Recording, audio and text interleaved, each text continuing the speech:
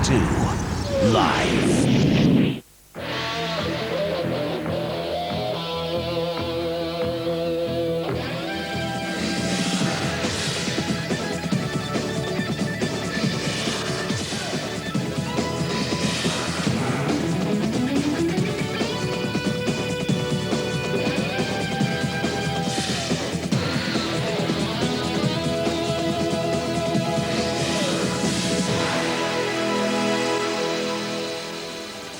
The Cardiff Devils are still hot on the heels of the league leaders, the Manchester Storm. Sunday's four-pointer at the MEN Arena went the way of Manchester, spoiling the Devils' 8-game winning run.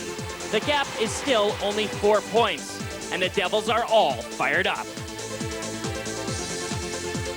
The Bracknell Bees have proved to be the dark horse of the league. When the Bees and the Devils last clashed, Bracknell stole the glory with a 4-0 victory.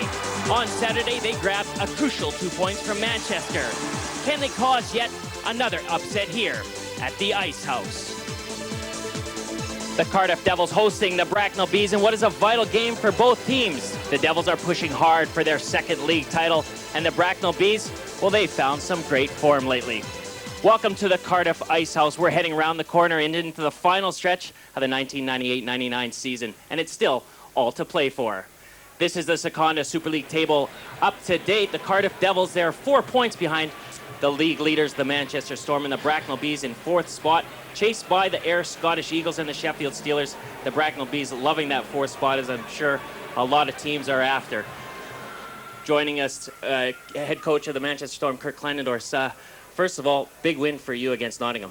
Well, it was. I mean, anytime you play the Panthers, you got to be ready to play. They come to work. And so last night we came out, we were ready to work, and we got the job done. The Bracknell Bees have had some great success here at the Cardiff Ice House, Kurt. Yeah, and they've got a good hockey club, and actually this building here, the sides of the ice, it doesn't really affect their hockey club. So, you know, I would expect to see a good game tonight. Cardiff, of course, pushing you for that league title. I know you're happy up there, but they're of course pushing you all the way. Well, it's not easy when you're at the top, and there are some pressures that come with being at the top that you know, you have to learn how to deal with. And since it's a first-time thing for us, we're learning how to deal with being a top-place team. And so far, so good. We just got to get through the last part of the season. Well, thanks a lot, Kurt. Well, while I'm up here in this nice, comfy, warm studio, our reporter for the evening, Russell Hall, is down in the trenches. He's got some team news, and I do believe he's looking for a portable heater. Thanks, Nick. I definitely should have brought the gloves tonight, but they're at home and I'm here, so it's a bit late. Bit of team news, firstly, for the Bracknell Bees. Bruno Campisi, he's been given an international call-up, and he will miss tonight's game as well as this weekend's game. Brian Greer gets the start between the pipes. For the Cardiff Devils, Steve Stone is also out tonight, as well as Derry Menard. Vizo Sacratini, Mike McWilliam, and McIntyre are all carrying slight injuries. How much of an impact they'll have tonight, we'll have to wait and see. Back to you in the studio, Nick. Thanks a lot, Russ. Well, that injury to their leading goal scorer, Vezio Sacratini, that's going to hurt him a lot.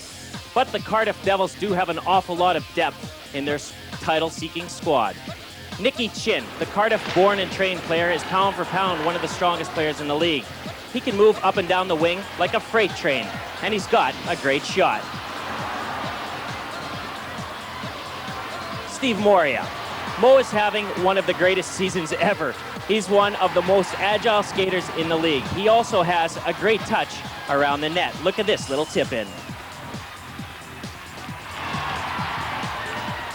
Mario Simeone. He has some of the softest hands in the league. And he's got a heavy shot that he can release like lightning. His speed is also deceptive, and it gets him his fair share of goals. Kurt, this Cardiff Devils side, they've got an awful lot of depth. Well, they're a good hockey club, obviously. I mean, they're right on our heels, and we've had a pretty good year, so I think that's quite a compliment to Cardiff that they've been able to stay with us the whole time, and there are very few weaknesses on that hockey club. Well, we've said that the Bracknell Bees, well, they're the dark horses of the league, and there's a couple of guys who, when the Bracknell Bees are successful, they're always in the thick of it. Paxton Schulte plays best when he plays physical. He's been a major factor in the Bracknell Bees' success. And if he comes out of the blocks focused, teams have a real problem controlling him. Rob Stewart, one of the most solid defensemen in the league. He's smart and calm and sets up plays, and he's the league's second all-time leading scorer amongst defensemen. Kurt, these Bracknell Bees, they're a thorn in a lot of teams' sides. Well, you know, they've got a lot of heart, and anytime you've got heart, you stand a chance to win a hockey game. They made a great addition when they added Campese. He's been a really nice player for them as of late, but tonight they're going to have to find a way to get it done without him, and, you know, I wouldn't count him out. Tonight is one of those nights where all the pressure is on the Cardiff Devils. Bracknell will be able to come in, relax, and just try to get the job done, and if they get the 2 points, it's going to be a bonus 2 points for them. So no pressure on the Bracknell Bees. Kurt, you know better than just about anybody that the Cardiff Ice House is a very difficult place to play. As a team, what do you have to do to come in here and be successful against the Devils? Well, there are a few things that you have to be aware of. First of all, you've got to meet their energy. You have to come in and not allow your team to be outworked by the Cardiff Devils. Secondly, they'll go into a 1-4 many times in the night where they just put 1 forechecker in. They'll have 4 guys back. There you've got to show your patience. You can't let it frustrate your game. And lastly, you got to get used to this ice surface real soon, because if not, you'll be down 2-3 goals by the end of the first period. Well, thanks a lot, Kurt. Well, the teams are just about ready to face off. Let's join our commentators, Bob Quarrell and Steve James. Cardiff will remember the last day of last year, their worst ever Super League defeat at home. That and keeping up with Manchester means they'll be so motivated for this game. Bracknell will be motivated too, nor lacking in confidence, because they'll remember New Year's Eve too. And the game starting, it's being officiated by Simon Kirkham, the referee, and Cardiff putting on the first bit of pressure. Bracknell, though, so quick on the transition, as we've seen frequently on Sky of late. And this is good work. Back to Druin, PC Druin and Colin Ward working so well. Ward once again cycling back to the blue line. There's McCost with the big shot, the defenseman. Nicky Chin just trying to clear his zone, but good aggressive forechecking by the Bracknell Bees early in this game. They really have started well, haven't they? Now, though, Doug McKeown, he's a great skater. What can he do? He's got Merv Priest driving to the other side of the net. Tried to get the shot on target. It wasn't. The net is off its moorings, too, as Brian Greer tried to make the save. You can see there Brian Greer just taking off the net. That's why we stopped. And Simon Kirkham, the referee, quick to spot that one. Well, that big two-pad slide by Brian Greer in the nets there, put it off. The net off its moorings. 2-on-1, ideal play. Dougie McEwen, Merv Priest has the opportunity. Gets a bit of a bad angle there, but Greer gets those pads across that net to try and cover the short side. Wasn't much to shoot at. Both sides changing up the lines for this second shift. It's the first lines for both teams out there now. It's Sabatini up against Ferriccioli for this draw. And it's the Bracknell Bees that win the face-off this time. They're coming forward. Denis Chassé out there now with Chris Brandt, the leading scorer for the Bracknell Bees. Chassé in the corner. Greg Burke back on the blue line. He's been in impressive form of late. Burke turning it back in. Pope just holding up Ferriccioli. A fair amount of pushing and shoving going on there, and the referee has spotted it, and he's called the first penalty of the game. It's a tripping penalty, and the trip has actually been called against Vezio Sacratini, so it's going to be a power play early in the game for the Bracknell Bees. Well, Vezio Sacratini heading to the penalty box on a tripping penalty. There you see it just behind the net there. On number 12, Denis Chassé. And the Bracknell Bees will be given the opportunity to go on the power play early in this game, Steve. Not a familiar place, or familiar place for Vezio Sacratini, the penalty box. He's been on fire, though, offensively. He's been scoring a lot of goals of late. He got a hat-trick the other night as Brandt tries to get the shot away. It's easily blocked by the Cardiff Devils. Power play performance from the Bracknell Bees. Not of the very top-notch order, but this is an early opportunity to show what they can do. Matulik, though, he's the short-handed king, and he almost gets another one there. He scored already this season short-handed against the Bracknell Bees on Sky Sports. Anytime you're going to be successful short-handed, you got to be a great skater, and that's one of the things that Ivan Matulik is. He is so explosive, and he can create opportunity on any given chance. Steve Thornton, another important part of specialty teams, scored 9 points in the previous 9 games. When Cardiff have got back to real form, they've won 8 and just lost 1 of those 9. Well, Stevie Thornton, in terms of goal production, had been down at the start of the season, but you can see that he's kind of got on fire now, and as a result, that's very much contributed to the performance of the Cardiff Devils. Cardiff Devils having to work hard inside their own zone. It's still the Bracknell Bees, and now it is cleared. And Merck Priest this time's come forward. They've scored 8 times short-handed this season, the Cardiff Devils. Matulik has 4 of those. This is Ward, though, on the power play for the Bracknell Bees. Finding Dale Junkin. He's another player who's returned to form recently in terms of finding the points that he was finding it hard to come by at the start of the season. Junkin back to the blue line from McCosh. Junkin didn't quite hold on to that one, and Lindman happy to see the puck go down to the other end. Well, the Cardiff ice rink, we speak about it time and time again. Very small ice surface. When you're making those passes, they got to be crisp, they got to be secure. You're not going to have that little extra time that you do have in these larger facilities. Really is a difficult place to have your power play because there is so little room. This is Matulik, though. Matulik, as the defenseman falls over, it was PC Druin that went to the ice. Matulik trying to get it back in, just hoping there was still a gap there, but it was covered by Greer. The netminder gone on his feet. This is Nemirovsky, the Russian, trying to find a way through. Plenty of red and white shirts there, and Thornton, great stick handling from Thornton, great skating. Just kept in by Pope, gets the shot away, it's on target too. Greer gets it to the corner. Good start from both sides. Both teams, all players out there very much working for one another. You see players stepping up out of position to try and help make the play. Perfect example there by Greg Pope. Good offensive capabilities and showing some anticipation.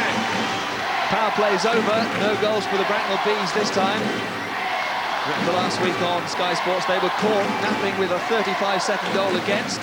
Cardiff penalty killing 86.9%.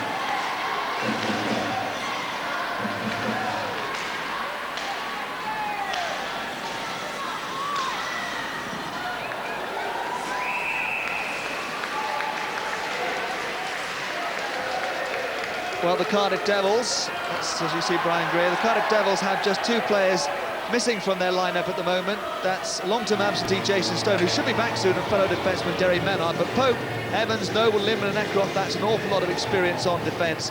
Moria Matulik and now the Devils' top scorer, Vezio Sacratini, are all in the top 10 points getters in Super League, while Simeone was in the scoring charts quite high up until recently when he's been hampered a little by injury.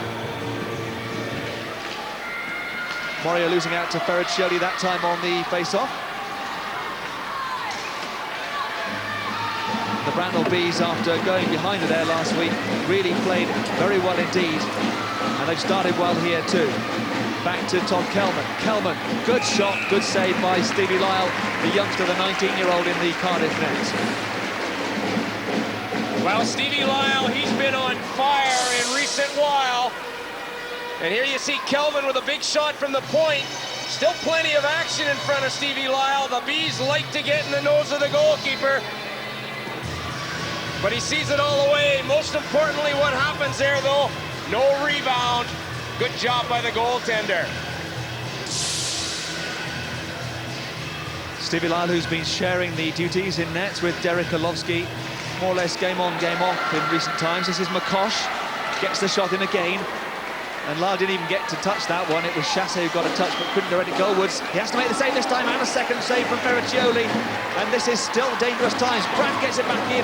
Lyle was diving but didn't know where it had gone. Unfortunately for Cardiff, it had gone to the corner. Well, this is some of the success effort that the Bracknell Bees have established in recent games. You see them working for one another. Anytime they get possession of the puck, especially deep in the offensive zone, watch everybody move, because they all want that puck to get the shot on goal. Bracknell are missing just in-form netminder Bruno Campesi for tonight's game. He's on international duty. Swindon's Ken Wotherspoon is on loan to back up Brian Greer. Kalman and Burke have been in great form lately in defence, whilst forwards Ward and Junkin have recently been getting points. They've worked hard all season for those. And Frank Lascala has got a point of late, back from injury, suffered here in Cardiff, incidentally, at the start of the season, as PC Druin now takes the puck around the back of the net and into the corner. Junkin being held up by Priest. Right around the rim to Ward. PC Druin gets away from the check from Lindman. They've got a man spare there, and that was PC Druin. And a good save by Stevie Lyle to make that save. Well, Stevie Lyle having to come up sharp there on that play. Nice little give and go. There you look at him. 19 years of age. Very young. but plenty of experience, and boy, what a job he's done, along with Derek Holofsky for the Cardiff Devils. He's been playing at the top level in this country for 5 years, made his debut in continental competition. And Brian Greer, not the first choice, I suppose, now. He must know that at Bracknell because of Bruno Campese's arrival. But Brian Greer has had a shutout against Sheffield this season and is a good netminder to have. The shot coming back off the boards.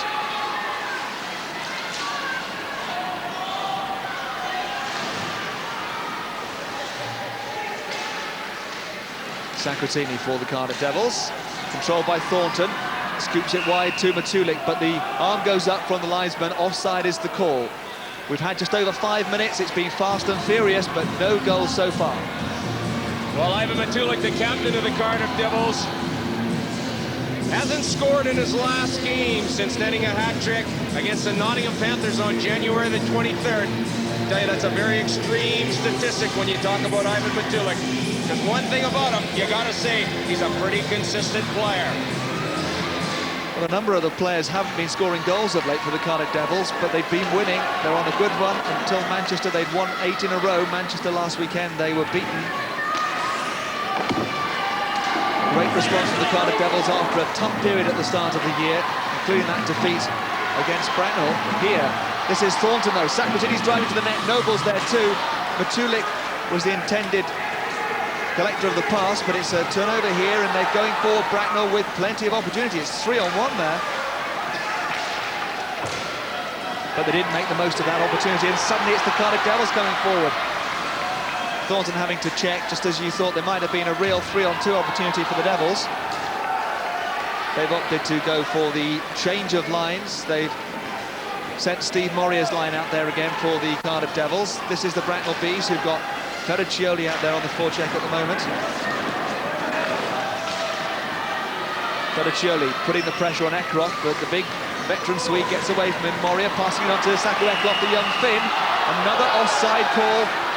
Another offside call that doesn't go down too well with some of the crowd here. Very vociferous.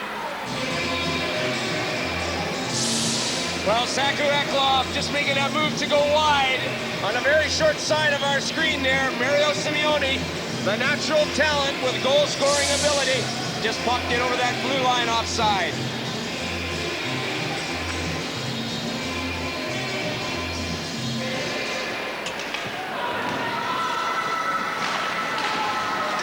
Dumped in there into the corner by Eckroth. Picked up by the Bracknell Bees. They'll come forward quickly, you can be sure of that. Chassé going through the middle. This is McCosh, the defenseman, going full length of the ice. Finding Ferricioli, he's in position behind the net. Everybody covering up for the Cardiff Devils. Moria doesn't clear his zone. It's been fast, it's been physical so far, certainly. Now goes over that blue line. Bracknell will have to get their men out of there before they can go back in. That's why Brandt is holding up. Now he sends it in around the back, gets it in low, and there's 2 men in there straight away. Chassé and Brandt putting pressure. Great work by Bracknell. Good shot by Brandt. Ferricioli. Lindman did just enough to stop him getting his shot away. Now they're coming forward again. The Bracknell Bees under pressure all of a sudden. Simeone's shot isn't too far off target.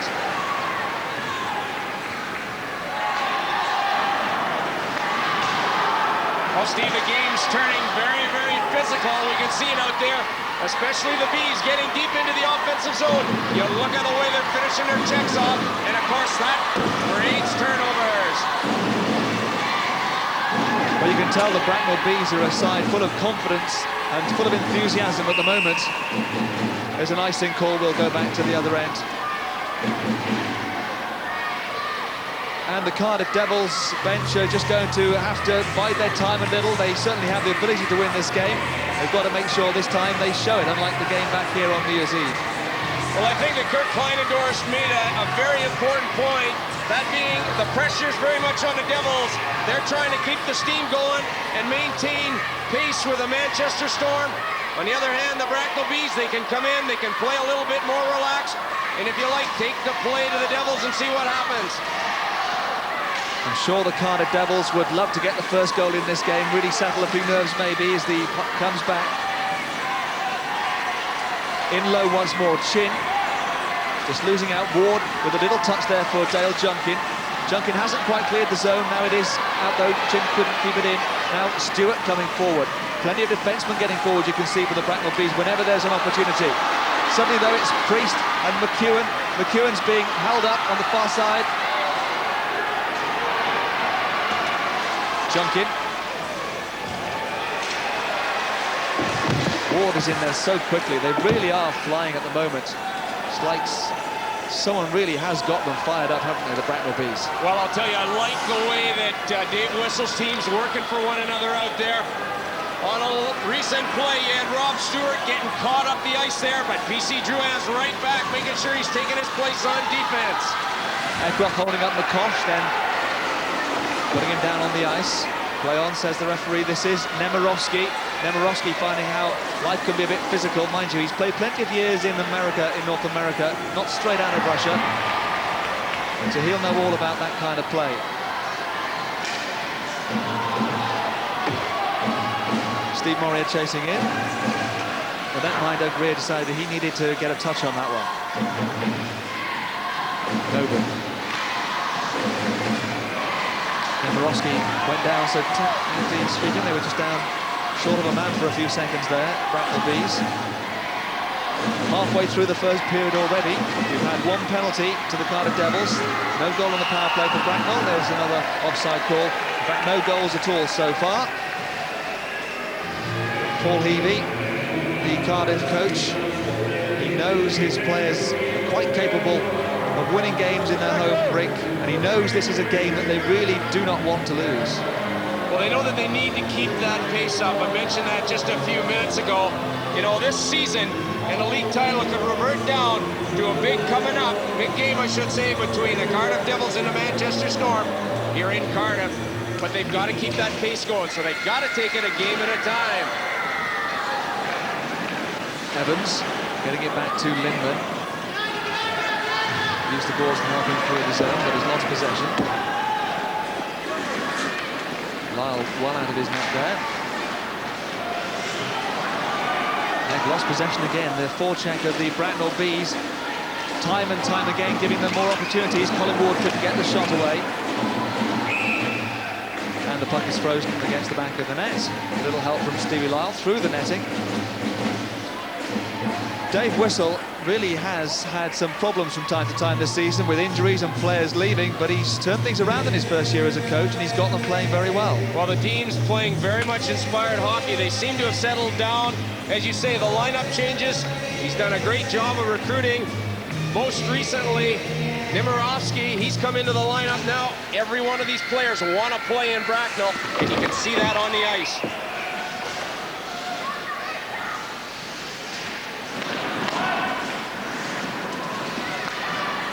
Back into that Cardiff zone, but it'll be brought forward, and this is Sacratini. Sacratini needs a bit of support, gets that support from Frank Evans, finds Lindman. Lindman gets the shot, it was on target, it was saved by the pad of Brian Greer. Picked up by Matulik, who's the last man back for the Cardiff Devils, finds Lindman as well, who'd stepped up the defenseman. Just having a push and a shove there with Johnston. Cardiff don't have possession. Lindman again, another shot this time.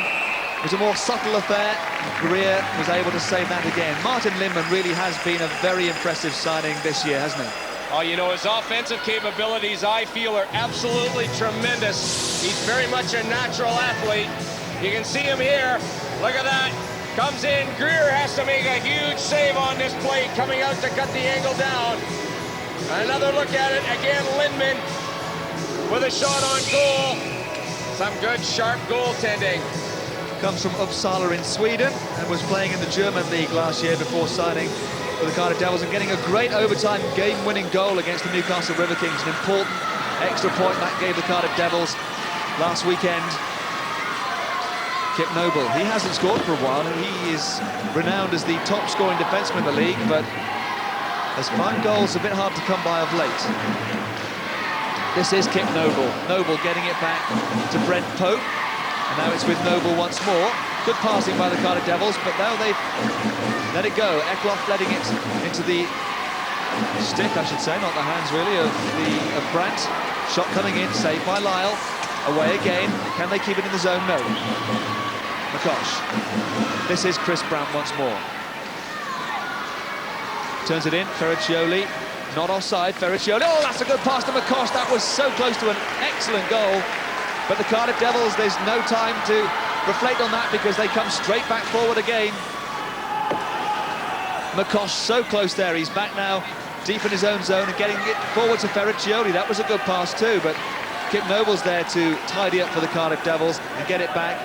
Oh, what a mistake! Oh, that's dreadful. The Cardiff Devils delighted with that, and the referee's not going to give it. The whistle had gone first because the netminder had touched the puck, or rather the defenseman had touched the puck, so that means the icing is called. Well, a bit of a funny bounce, certainly off the end barrier there, but the puck touched, and as soon as the defenseman touches the puck on that play, Steve, icing's the call. Again, you can see from a goaltender's point of view, boy, if you got to make sure you keep on your eye on that puck at all times, because these are the sorts of things that can happen. Well, you can see Chin thought it was a goal. Greg Burke, the reaction on his face, he thought for a minute, oh my goodness, I've given away a goal. And then, of course, the realization, as soon as it's touched by the defenseman, the icing is called. We went back to the other end for the face-off. We're underway again, and the Bracknell Bees still at 0-0. And putting pressure on the Cardiff Devils once more. Can I say one thing, Steve? Lucky icing was the call on that play. Otherwise, yes, it would have been a goal. PC Drouin. Oh, Junkin was left all alone. Got the shot away, but it wasn't a good one. It went over the top of the bar.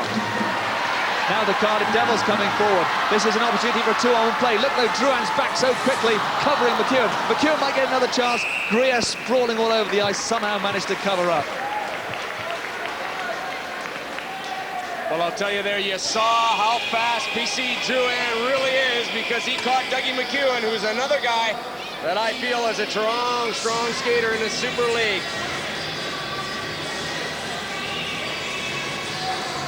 Just over 12 minutes played, no goals so far. We've had plenty of drama, though, for Dave Whistle, the Bracknell coach, to mull over. Again, he doesn't show a lot of emotion, Dave Whistle. You can see him, you know, just being a year away from having played the game, you know, I think he is very much in contact with what's happening on the ice. That's one of the reasons why the Bees have been successful as of late. Is the puck coming out of that corner? Yep, here it comes. It's picked up by the Bracknell Bees.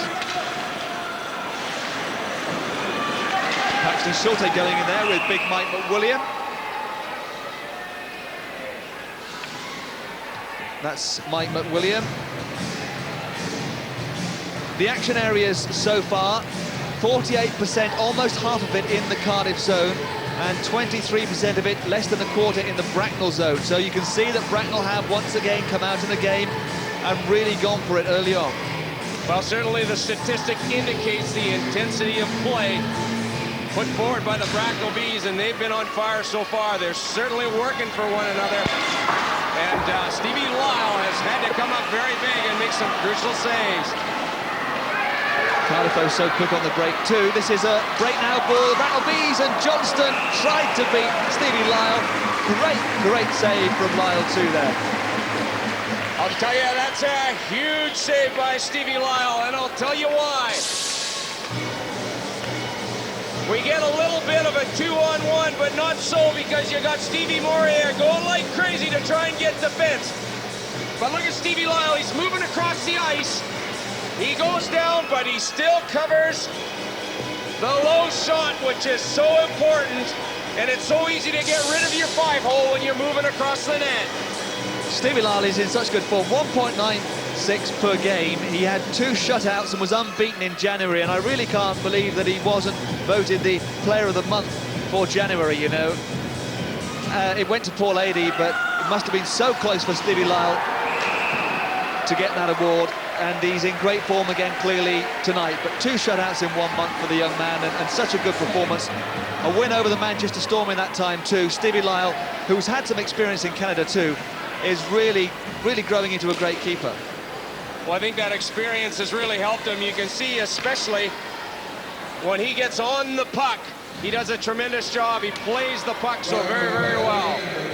Well, penalty called on that last play, and so it's an interference call on Chris Brandt. It's going to be the first power play of the evening for the Cardiff Devils. Well, Chris Brandt, probably a double whammy for the Bracknell Bees because they certainly like to use him, Steve, when it comes to killing penalties, because he is a great skater and he's one of the fastest players on this Bracknell Bees. Cardiff Devils' power play is not particularly good, it must be said. At home especially, just 8.3%. This is Lindman. Stevie Lyle leaving it for Kit Noble. Cardiff needing to get forward and set things up. Chassé just intercepting that particular pass forward. This is Noble now gaining the zone. Still there. Tulik trying to make some room for Noble to get the puck forward.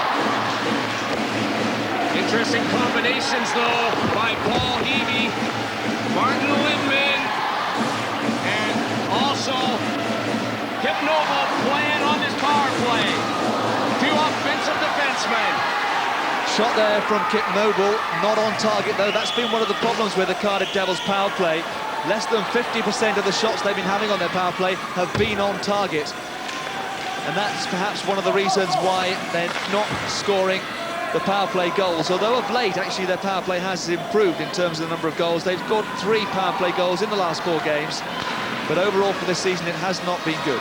This is Simeone now. Simeone. Priest. They need to move the puck around now. Try and draw a man out of that box. Find room for the shot. And then maybe see what rebounds they can get. Simeone has Evans back on the blue line.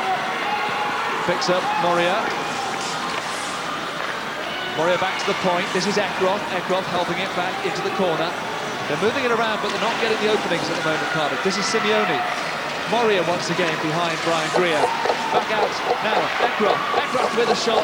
It was on target this time. Hit the defenseman, comes forward, and that's the end of the power play. 2 power plays, 1 each side, and we've had no goals so far in this game with 15 minutes gone. Because of the small ice surface out there, again, you can see that you don't have a lot of time once you're on that puck, and boy, have you got to move it that much quicker. And that's what I think makes it so difficult for some of these teams in terms of power play percentage, especially in small rinks like here in Cardiff. It's the 28th consecutive power play that Bracknell Bees have killed off on the road. They're the best at that particular function on their travels. Oh, almost got through there for Ferraccioli, but Cardiff suddenly coming forward. Noble still out there on the ice. Noble still going, Kit Noble gets it to Chin. Chin couldn't get it past. Everybody was throwing themselves in there. It's almost like they had 3 netminders throwing themselves at the puck there with Burke and Brandt and Greer. And Chin just can't believe how he didn't find a way through. There's a good opportunity to have a look at what Nicky Chin has established. 4th highest point scorer among British players. And he's very hot around the net. The guy possesses a great shot when he lets it go. And it's quick. That's that wrist shot. And I wish more players would use it, because it is so dynamite and dangerous, because you can get it away so quick. Greer taking a little bit of punishment there, unfortunately, from his own players. Greer standing in for Bruno Campese and hasn't let Bracknell down yet at all, has he? He's in good form, just like Lyle at the other end. McIntyre behind, plenty of bodies out there in front. Moria on the edge of the crease. And there's McWilliam with a shot this time. Plenty of players waiting for the rebound, but he didn't give it up. Well, Greer concentrating very, very well on that particular play. A very funny one, because you don't see it very often. The puck should have been cleared here. Bit of miscommunication. It allows a good shot. It's going upstairs as well, but look at Greer. Good anticipation and some good quick reflex, especially from in tight. Mike McWilliam up against Greg Burke on the right wing for the Cardiff Devils. Moria winning the face-off that time. This is Paxton Schulte. Schulte getting it forward. Oh, Lindman with a big hit there on Frank Lascala. Knocking him to the ice. Lindman tried to find McWilliam, who couldn't control the puck. Lindman again. Just returned straight away once more. It's put in low. And then Schulte goes in on the forecheck. Almost caught Frank Evans. This is Moria. Moria has McIntyre, but it's not really of much use because straight away they've got the puck back again. The Bracknell Bees really are working hard. Nemirovsky gets the shot away, and Lyle couldn't hold it first time. It was bouncing. Now it's just between the two circles in that slot area. Nemirovsky on his knees somehow tries to get it back for the Bracknell Bees. They certainly are fighters. Now McIntyre, it's got away from McCosh, has he? McIntyre goes down. That is a penalty. A hooking call against McCosh, but he really had no choice because McIntyre otherwise was away and was looking to score Cardiff's first goal. Power play coming up for the Devils. Well, Ian McIntyre probably not at full steam, but a bit of a funny bounce here. It allows Ian McIntyre to break away, and as you said, number 77, Shane McCosh really has no option on that play. He either puts a big strong hook on the guy or he's in alone one-on-one against Brian Greer. The coach would have probably said, that's a pretty good penalty to take. Well, it's a trade-off, isn't it? It's the risk of giving up the goal or being, 1-0 down, or just having to put your penalty-killing team to work. Well, it's an odds-on chance, Again, the success on the penalty kill of the Bees, you maybe want to weigh that one out. Nonetheless, it's an instant, particular call that you have to make. You've got to make the decision, what do I do on this one? McCosh says, I'm not going to let this guy get away from me. Cardiff winning the face-offs at the moment by 12-9. Sacratini getting stuck in there against Del Junkin, and they're both getting, well, Junkin's okay to stay, but Sacratini not wanted anymore. There's a perfect example. Paul Heavey likes to have two guys that can take face-offs. Equally as good with Stevie Thornton going in there to take that draw. The Devils win it. And it comes back to Noble, who again doesn't get his shot on target.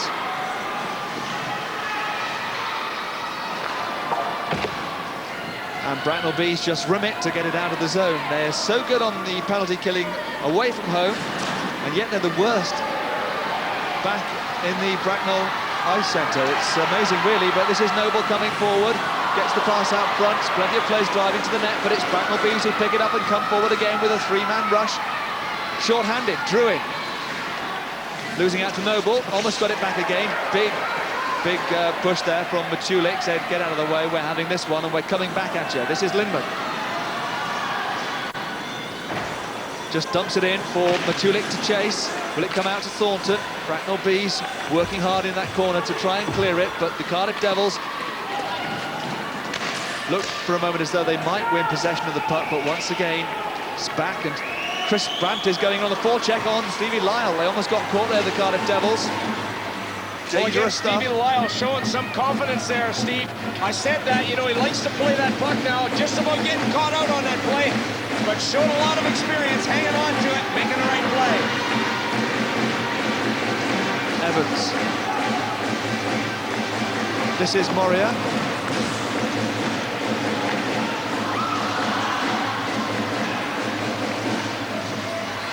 .30 seconds left on the power play. This is Jeff Johnston. Could it be a short-handed goal for Kelman off target? It's given room for the shot, though. Cardiff with Simeone coming forward.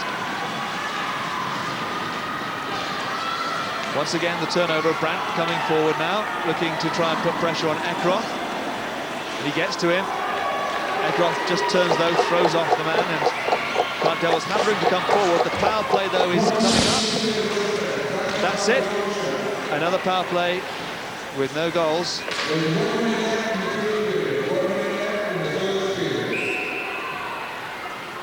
.53 seconds left, that's all of this period, and we're still waiting for our first goal. It's been a great period, though. Well, Dave Whistle on the road, he knows that he's biding time, and as it continues, the more he takes away from the Cardiff Devils, the more pressure that reverts on Paul Heavey. And Paul Heavey, certainly a man who likes to have all the statistics at his fingers and will know exactly the areas where his team is and isn't performing. And he just has to make sure that he gets his players to do the right thing by using that information. This is Kip Noble. Lost out again, Thornton losing out this time. Chassé goes past his man still, Chassé. Nobody supporting him on the right-hand side. Cote using the glove to keep it in. Ferriccioli. They really are very aggressive, and they really work very hard, the Bracknell Bees. It's a great style, and it's working for them.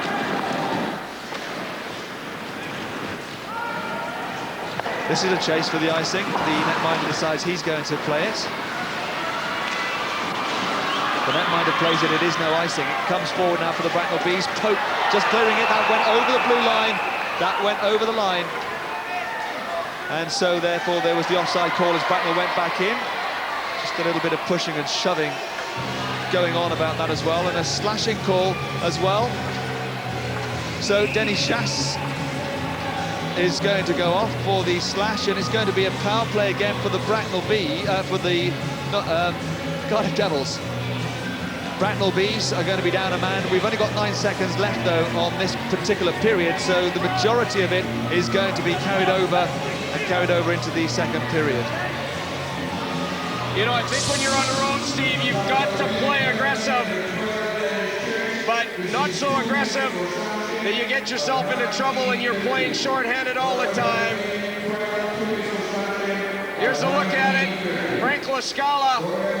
This play eventually nullified by Brent Pope. I don't really see the slash that took place. Denny Chasse, though, sits 2 minutes. And when anything will be mustered before the end of this first period, we will carry into the second. Denny Chasse, a very skilled ice hockey player with some excellent credentials from lots of games in the NHL.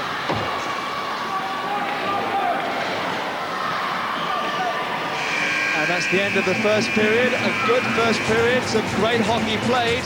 No goals to look back at, but plenty of opportunities, plenty of chances. We'll get the reflections of Manchester Storm coach Kirk Kleinendorf when we come back and get analysis on that first period straight after the break.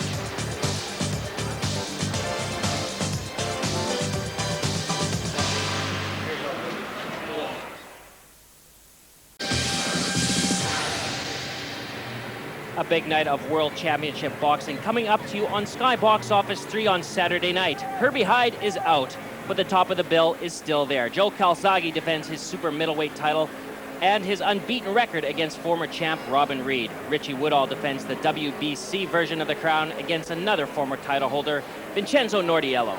Part 2 of this special bill comes from Las Vegas, where Oscar De La Hoya defends his welterweight title against Ike Corte.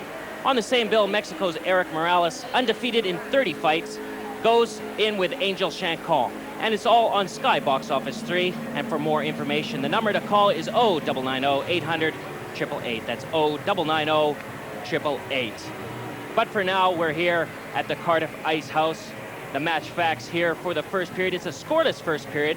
The Cardiff Devils actually bringing the shots on goal a little bit more respectable in that period, 11-6.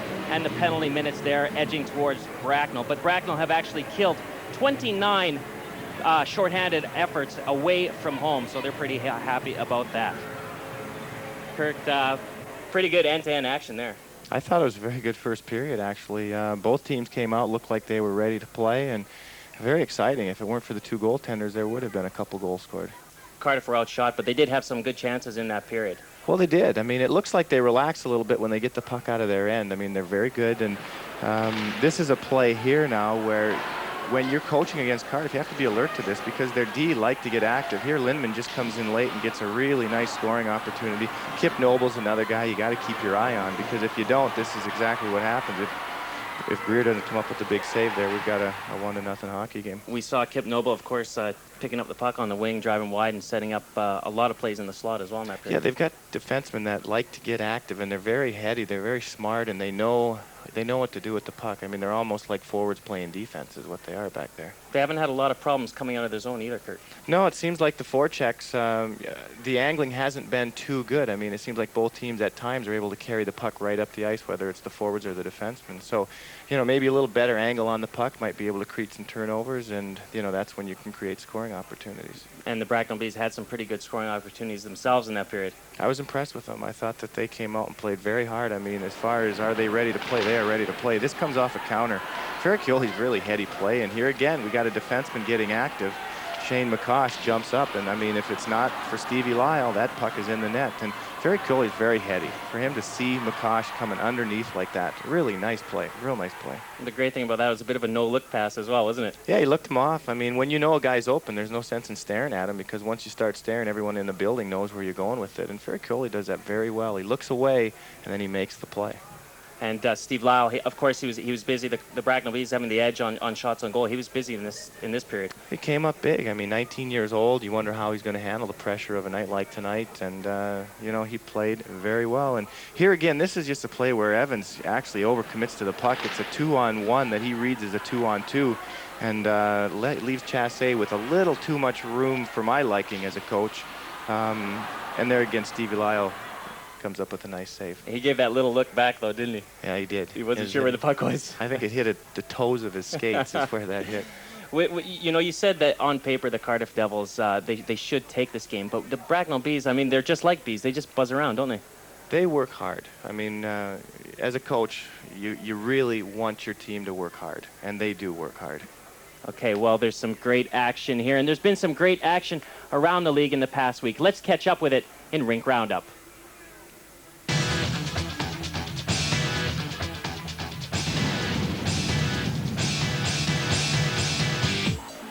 A big weekend for the Devils, and it began shaky. At home to Newcastle, it was Hilton Ruggles who put the visitors 2 up inside the first 15 minutes. But Cardiff fought back valiantly. Sweet Devils passing ended with Peter Ekroth's power play slap shot, and the River Kings' advantage was halved. Still in the first, Kip Noble powered in on Foster's goal to level it at 2-2. McCausland and Thornton traded third-period markers, and in overtime, Lindman skated clear of the pack to clinch both points for the Cardiff Devils.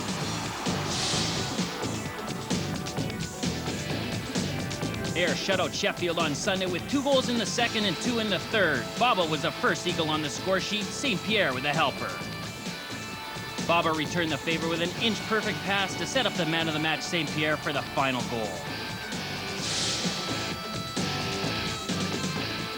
12,000 hockey fans packed the MEN on Sunday night for the vital clash against Cardiff. Most of them were on their feet when Jablonski was found in front of the open goal.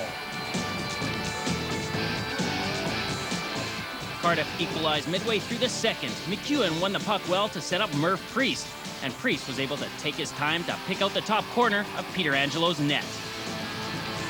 The Storm retook the lead in a tense final frame. Tomlinson managed to find Jablonski, who bagged his second of the game. And with 50 minutes to go, Manchester were headed for 2 crucial points.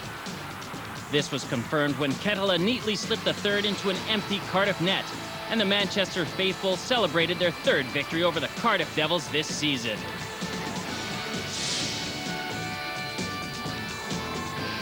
A good start for Newcastle on Sunday night. Ruggles put the River Kings a goal up inside a minute, then Knox added another 13 minutes later.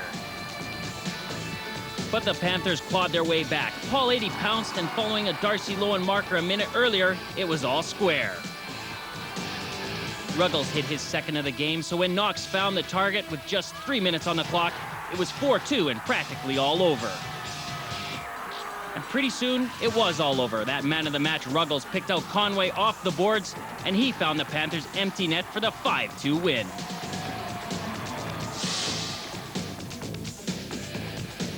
The Storm secured 2 more vital points at the top of the league with a home victory on Wednesday night over third-place Nottingham. Sten put them in front inside the first 8 minutes. Verban soon followed up with number 2 and an opportunistic goal. Tomlinson put Manchester 3 up before the first break, firing home from his off wing. Newmeyer added 1 more before this Alyard tip-in made it 5-zip. The Storm rolling on to win 6-0. So the Secunda Super League currently looks like this. Manchester still top of the table, 4 points clear of Cardiff, but Nottingham are still in there. Bracknell, Ayr, and Sheffield are all tight in the mid-table, while Newcastle and London still prop up the bottom of the table. Kurt, things are pretty tight, but again, that big win for you against Nottingham. Well, it was a big win. Like I said, anytime you play Mike's team, you know you're going to have to play hard. If you don't play hard, it's going to be a long night for you. And fortunately for us, we played hard. And, you know, Mike actually, in fairness to him, he had some bodies out of the lineup. I think he's trying to rest the guys. He wants to get his team healthy for what lies ahead. And I think that contributed to some of what went on last night. Obviously, a little bit more relaxed with the win, but the Cardiff Devils are still hot on your heels. Well, that's not going to change, I don't think. I mean, right now we really we're going on the assumption that Cardiff is going to win the rest of their games. And, you know, as long as we go out and do what we have to do, you know, that's all that matters. And right now our focus is Ayr, and we'll go from there, just one at a time. It's the biggest coaching cliche that you've ever heard, but in our situation, it's the only way to go about it. I got a funny feeling I know what you're going to say with this question, but would you rather be chased or the chaser? Well, it's obviously you'd like to be where we are. I mean, we control our own destiny. It's up to us as to how we finish the season, and you know, it's been a learning experience for all of us. I mean, as a coach, it's the first time that I've been coaching a first-place team down the stretch, and there are some things that come with that, and you know, we're learning how to deal with the pressures that come with it. But I like to think that we're getting things under control and that we're approaching it in the right way. You have a big game this stage of the season with the Challenge Cup. Yeah, and again, it's one of those things where when that comes, you know, we'll be ready. We've got Sheffield; they're playing very well, especially at home. That is not going to be an easy one for us, and you know, there's 3 trophies out there still that we'd like to get our hands on, but it won't be easy because when you take a look at the competition, I mean, so many teams are playing well right now that it's not going to be easy for anybody to get their hands on any hardware. Okay, well, thanks a lot, Kurt. There's some great action here. We're just about to head into the second period. 0-0 is the score. The Cardiff Devils fans pretty excited about what's been going on. Make sure you join us after the break.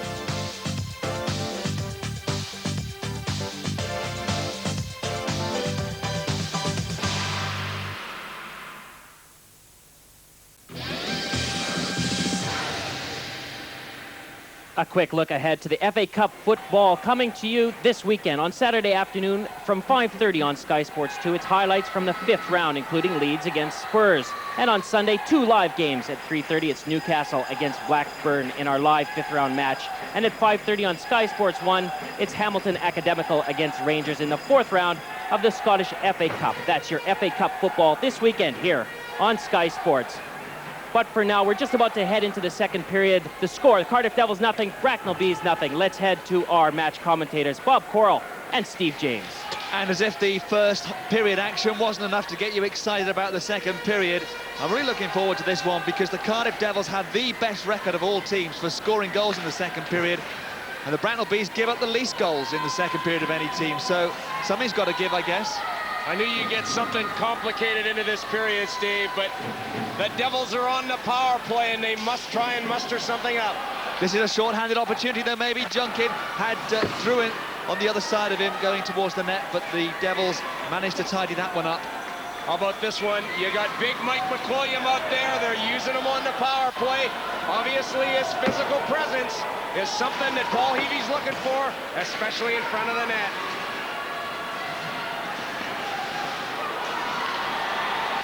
This is Thornton, still trying to find a way through. We had 4 power plays now, including this one. This is Noble. And so far, I'm not sure if that quite counted. That was what he was going over as Bracknell Bees come forward once again. Druin has Dale Junkin there, Junking. And the net almost came off its moorings, but is still there. And so are the Bracknell Bees with PC Drouin. Blows up. Neither side so far has had a shot on goal on their power play, on their own power play. It's remarkable, really. Very interesting statistic. Lovely 2-on-1 here. Drouin knows that Junkin's got the edge there. Dale Junkin, a sharpshooter. Very good on the one-timer, but he doesn't get everything on this one, and it just goes wide. Stevie Lyle coming through with a big 2-pad save there to crunch that post to try and take the angle away.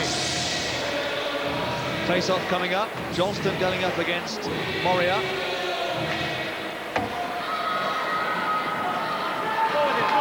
Still 30 seconds left to go on this Cardiff Devils power play. It's their 3rd of the game.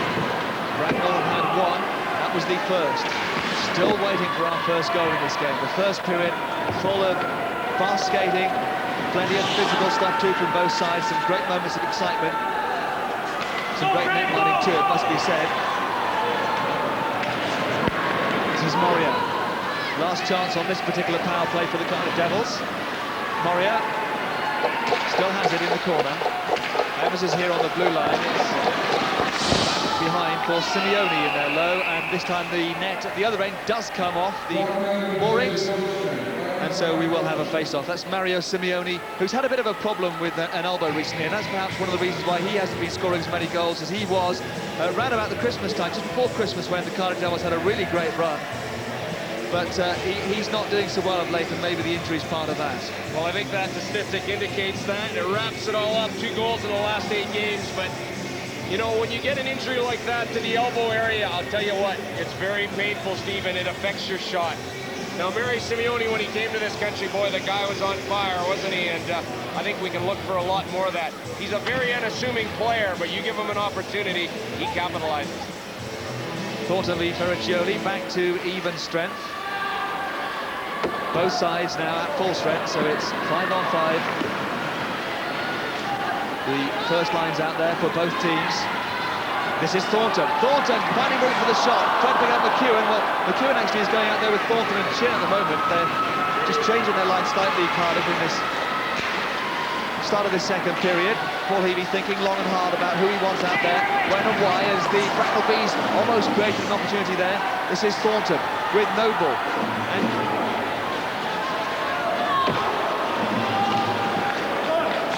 Brandt. Cardiff Devils using the forecheck this time to put pressure on the Bracknell Bees, but the Bees do come forward. This is Ferriccioli. Ferriccioli needs some support. Drop pass for Stewart, back to Ferriccioli. Ferriccioli looking for Greg Burke, who's coming through on that play. Sending the Cardiff Devils, that's not offside. Great chance, but Kip Noble hasn't been scoring goals of late, but that one will do just fine for the Cardiff Devils. First goal of the game, it's 1-0 Cardiff. Well, we spoke about Kipper Noble. Hasn't been on the score sheet, but they catch him coming off the bench. Look at the move he makes here on Brian Greer. And I'll tell you, look at that. Drops the shoulder, fakes the shot.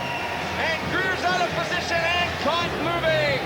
But Kip Noble, and when you're playing the bench, you've got to be aware that there could be guys coming off the bench.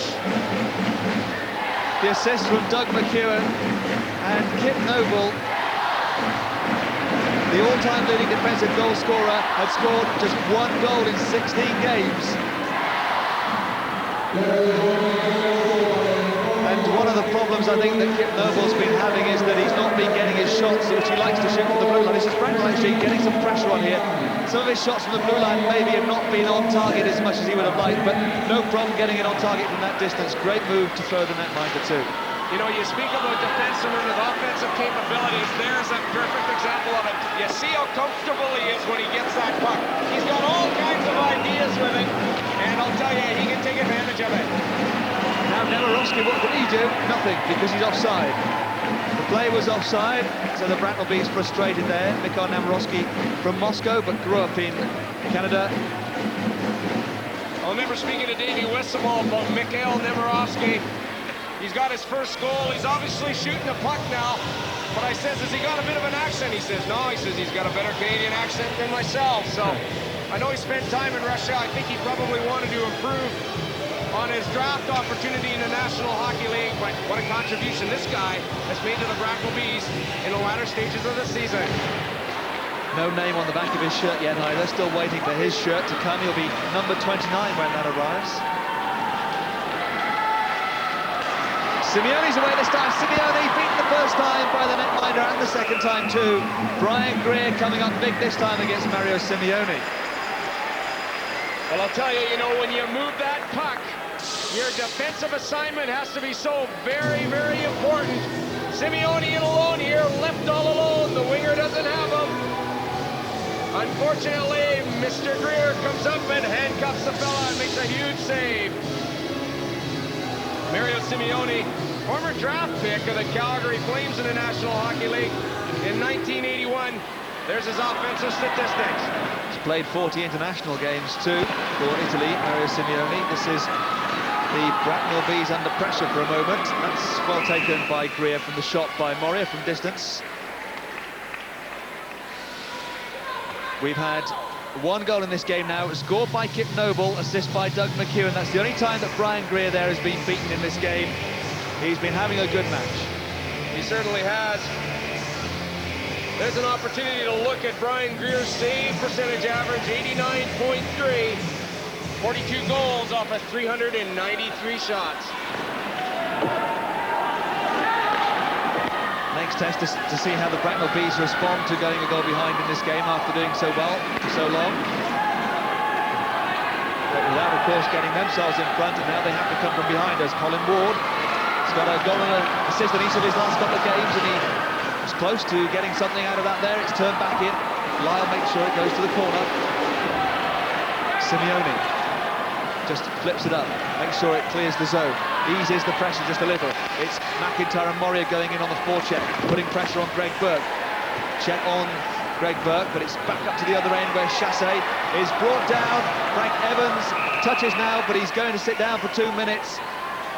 A call against Frank Evans, just impeding him there. A hooking call against Evans. It's going to be a foul play. Well, Frank Evans not allowing any opportunity for Denny Chassé to get any clear opportunity on the Cardiff nets. And of course, Simon Kirkham pulls that in. There's the O-stick in the mid-drift. No opportunity whatsoever. The power play in the Secunda Superleague, this time going to the Bracknell Bees. Frank Evans actually has taken more penalty minutes than any other player in Super League.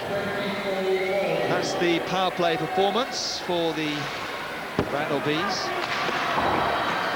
Now it's a test of the Cardiff Devils penalty killing against the power play of the Bracknell Bees. They have Brandt out there with Ferraccioli and Jeff Johnston.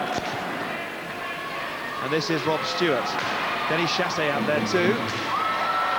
Moving forward with pace, the Bracknell Bees. Cardiff Devils don't clear the zone. Chris Brandt will just keep it in at points. Ferraccioli cycling it, looking to try and pick up somebody in the corner, but the Bracknell Bees will have to go all the way back to the other end. Hey, Steve, I'm very impressed the way the Bees come out of their zone. They've got no less than 2-3 options when they move that puck to make sure that they're going to come out of their zone cleanly, especially on the power play.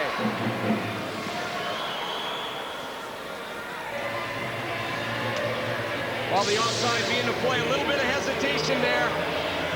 And you can see the pass just going behind Jeff Johnson on that play.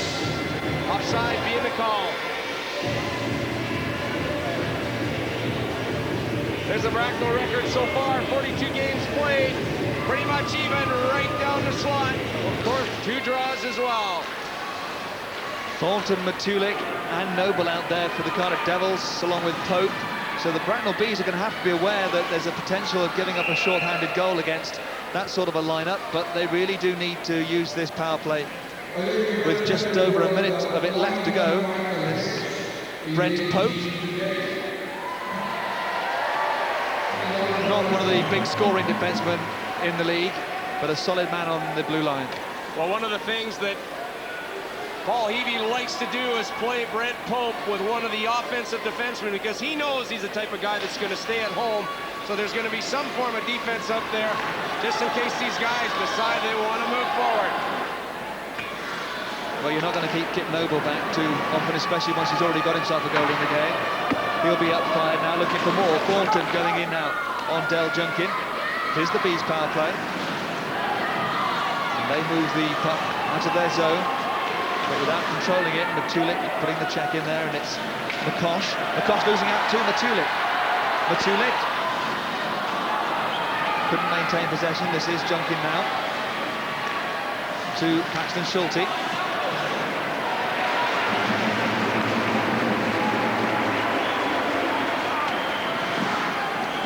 Bracknell Bees. Schulte, still 10 seconds left on the power play. Schulte going in, being held up there by Kip Noble, doing the defensive duties too, showing that he's capable of that side of the game too. This is PC Drouin. Drouin getting it to Stewart, who really didn't get a hold of the shot.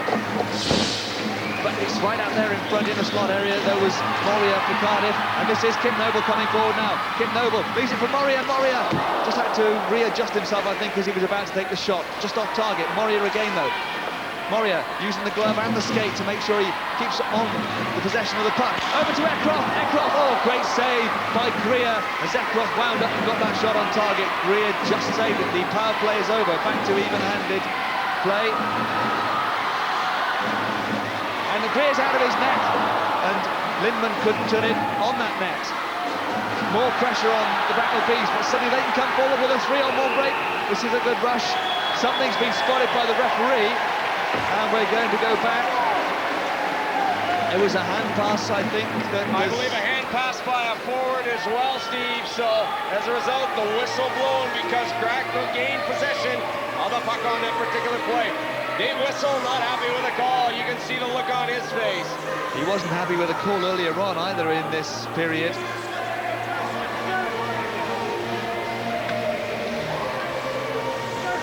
We'll maybe get an opportunity to have a look at that play.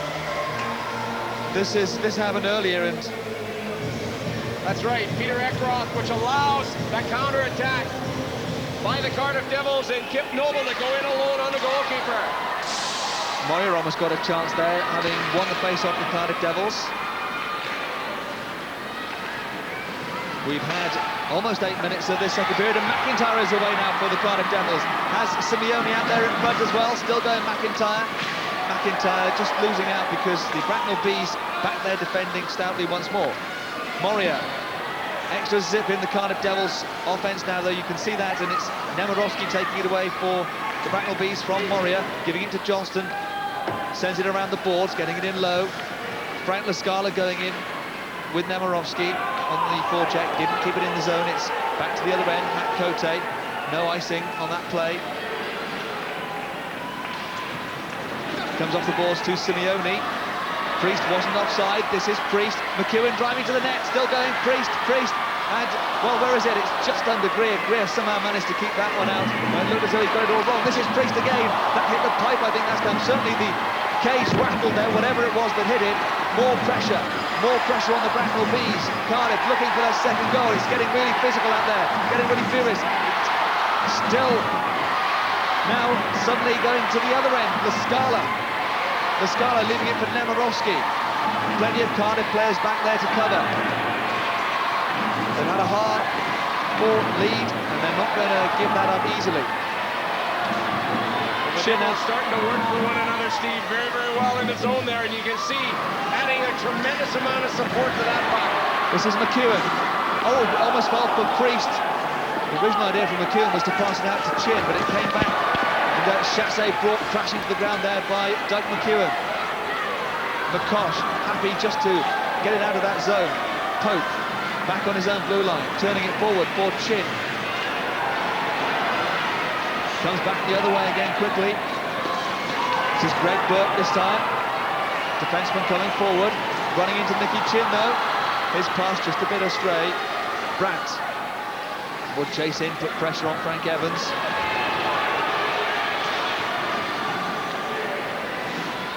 It's a little bit untidy at the moment, neither side keeping possession for very long. McCosh and Pope. Evans clears the puck right to the other end. This should be an icing, no problem for Greg Burke. You know, the play turning a bit scrappy out there. One of the things, you know, I'm sure that the coaches speak to their players about Greg Burke there creating the icing call. He's turned offensive in the last little while as well. We saw him up in air just last week, and boy, I'll tell you, jumping into the play, there was no better than this guy on the evening. Anyways, getting back to these coaches, when you're in a small rink like this, you try and create a little bit of interference because that gives the guy who's got the puck carrier, a little bit more time to do something with it. Instructions coming from the coach, Dave Whistle. Stewart, straight into the legs of Peter Ackroyd. Noble gets it out of the Cardiff zone, turns straight back in by Cote. Wardch and Junkin chasing it in. Cardiff keeping their composure. PC Drouin, though, putting pressure on Thornton. Matulik can't get it out either because Junkin is hounding him. They've really put so much pressure on you, the Bracknell Bees, and in a small rink like this where there's so little room. This is Matulik, though, coming forward, trying to find space. Has Sacratini, also has there some support from Thornton. That first line back together again. PC Drouin. Just dropping it for Junkin. Intercepted by Eckroth. Now, Matulik. Going on his own, gets the shot on target. That's all he could do in that situation. And Greer did what he had to do too. We've had almost 11 minutes of the second period. Just one goal separates these two sides so far. And that's in no mean... I mean, it's certainly an awful lot to do with the net minding of both sides. I think the goaltending in this game has been outstanding from both sides. Ivan Matulik with not a lot of options here. But the guy possesses a great shot. It's low to the ice, and it's very often difficult for a netminder to stop. There you see shots on goal on Brian Greer here this evening. 18 so far, just one against him. Good save percent average. And that compares to his 89.2% average for the season as a whole before this game, as the shot comes in from Lindman this time. Nemirovsky just got a touch to it. Now he's got to chase in there with Lindman. Lindman making sure he takes his man and leaves the puck for Frank Evans. Evans as the Devils come, 3-on-3. Still Evans. Pushed up against the boards by McCosh. Simeone trying to fish it out of there. Some holding of the stick going on there. Mr. Kirkham decides he's not going to call that one though. It's flipped out of the zone. Now this is McIntyre to Evans. And a hit there. Oh, and a little bit of pushing and shoving here. McIntyre getting involved with Paxton Schulte. Paxton Schulte, he's a big, tough guy, but he didn't want to know anything about that. And Schulte had already been called for the earlier penalty. Let's have a look at it. The follow through there by Paxton Schulte, and of course he really finishes it off with Frank Evans going down. Schulte, one of the heavyweights in the league, and again he's the guy that knows what his job is out there. Schulte there, you can see McIntyre there as well. Roughing call for Paxton Schulte. And that's Ian McIntyre. So we're not going to have a power play here with one player from both sides in. The roughing call on Paxton Schulte again. You can see by the look on his face that he feels that that shouldn't have been the call on him. Schulte then, and Elmo's the call there against Ian McIntyre. Well, Ian McIntyre retaliating a little bit on that play, but you know, you got to stand up for yourself, Steve, and that's one of the things that Ian McIntyre tried to do on that particular play. He's not going to get pushed around out there. He's a big guy as well.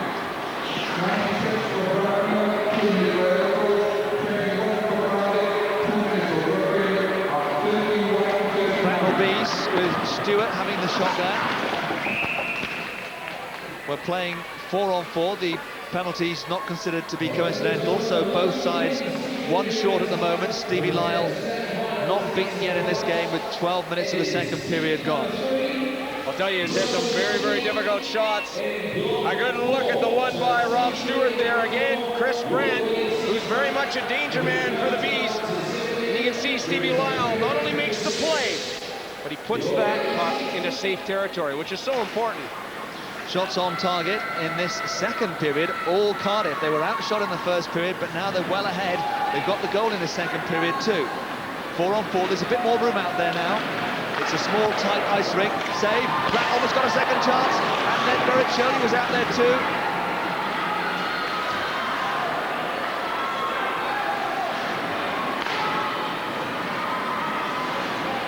Saccottini. For a bit of pressure. Getting themselves a bit caught up really there, the Cardiff Devils, but no one now passing forward. This smooth transition, good play, Saccottini. It's a nice pass there from Priest, but it came to nothing as the Bracknell Bees coming forward once more. Bericcioli. Getting a little tug from Priest, into the corner, gets it back to Todd Kalman. Got the shot away first time, hit Priest. I think he felt that one as well. I think he'd be looking to move off the shift in a moment if he gets an opportunity. The play is still going on. It's all tied up there though. No real movement. Merv Priest has now left the ice. I'm sure he'll be back fairly soon. Todd Kalman getting the touch. It's 4-on-4, so we do have icing there. Let's get some special thoughts midway through this second period from our special guest, Kurt Kleinendorst. Well, it looks like there's some imposters on the ice here. I don't recognize this Bracknell team from the one that we saw in the first period when they came out and played so hard and with so much emotion. It looks like they've kind of taken the foot off the pedal and running around a little bit in their end, and they're really not getting much going on the offensive end either. So I think at this point, if they can hang on and keep this score 1-0 here in the second period and not allow Cardiff to get the second one, they might be able to regroup in between periods and make a game out of this. But if they allow this to keep going, I think it's just a matter of time before Cardiff adds to their lead. Kurt Kleinendorst, the Manchester Storm coach. Well, face-offs there, 24-14 in favor of the Cardiff Devils. Stevie Lyle having to make the save. You know, Kurt made an important point, I feel. You know, the tables have turned, and I mean, I think that we see that statistic very much so far in terms of the shots on goal in the second period. But the Devils are coming in all force, and the Bees have just had the sting taken right out of them so far in the second period. Well, I said at the start of the period that the Devils were the second period kings, and here's a chance for him to get another one. McIntyre into the corner. Thornton had Schulte come in straight at him and tried to get out of the way, but got caught, and a second time. McIntyre still has the puck. This is Matulik. Matulik held up there by McCosh and wrestled to the ground as well by McCosh, right in front of referee Simon Kirkham, who saw nothing wrong with that play at all. And a touch for the icing. Less than 6 minutes to go, and Cardiff, for all their advantage in the second period, do only still have that one goal. Well, they've put a lot of pressure on the Bracknell Bees so far, and in all instances, they continue to do so. Here's the haul down by Ivan Matulik. Is that a penalty? Shane McCosh. It's the old swashbuckler, baby. And he goes down, but no call by Simon Kirkham. I think Kirkham thought that he was holding the stick the other way as well, maybe, so he certainly didn't see anything that he was unhappy with. Well, Ivan Matulik's 205 pounds. What is that, about 14 stone 7 or something like that? And I'll tell you, I don't think he's very easy to wrestle down, so I give Shane McCosh some credit there. He must be a pretty strong guy. Certainly giving a few pounds on Ivan Matulik. By about a stone. This is Schulte, though. He's a big fella. He's in a good chance here. He's got Lascala, went for the goal, and it was saved. And the rebound didn't come for Lascala. Rob Stewart back on the blue line for the Bracknell Bees. His long pass forward taken by Pope to Evans. Evans tried to get over to Simeone. He'll have to get back quickly. Does so. This is Simeone. McIntyre. Shot coming in from Moria.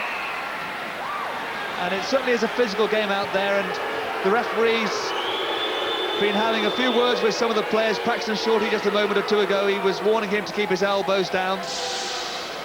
Well, you know, some good tic-tac-toe passing by the Cardiff Devils.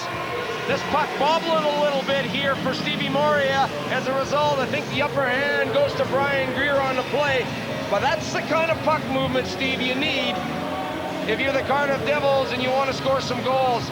Defensively, the Bees getting caught out there and being outnumbered in their own defensive zone.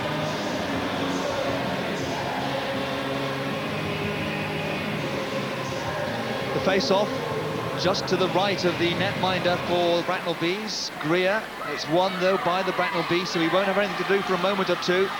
Brandt coming forward. Offside, the call, called by Gareth Hubbock.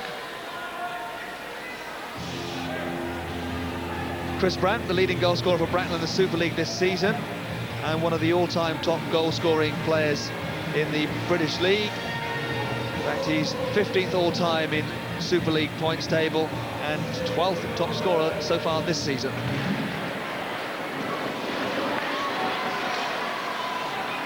This is Kip Noble. Gets the bit between his teeth. He decides he's going to come forward, and he really is a strong, powerful and quick player. This is Priest. Priest didn't get the shot away, and got a little knock from Greg Burke after the event as well. Well, I'll tell you, in this small rink, again, you can see when those turnovers take place, you've got to let the shot go as quick as possible. And I'll tell you, if I was a coach, especially in this building, I'd be telling guys to shoot from everywhere. because you've got good scoring opportunities from all sorts of different positions. Mikosh had Nicky Chin run into him at full pelt. Did well to stay on his feet. Ekros with the shot this time. Good effort from the Swede. Bracknell Beast keeping it out though. Ekros trying to line himself up to get that snapshot away again. Wasn't able to. Have to defend because this is Ferriccioli. Finds Chassé. Brandt is out there driving to the net as well, and the shot is past Stevie Lyle.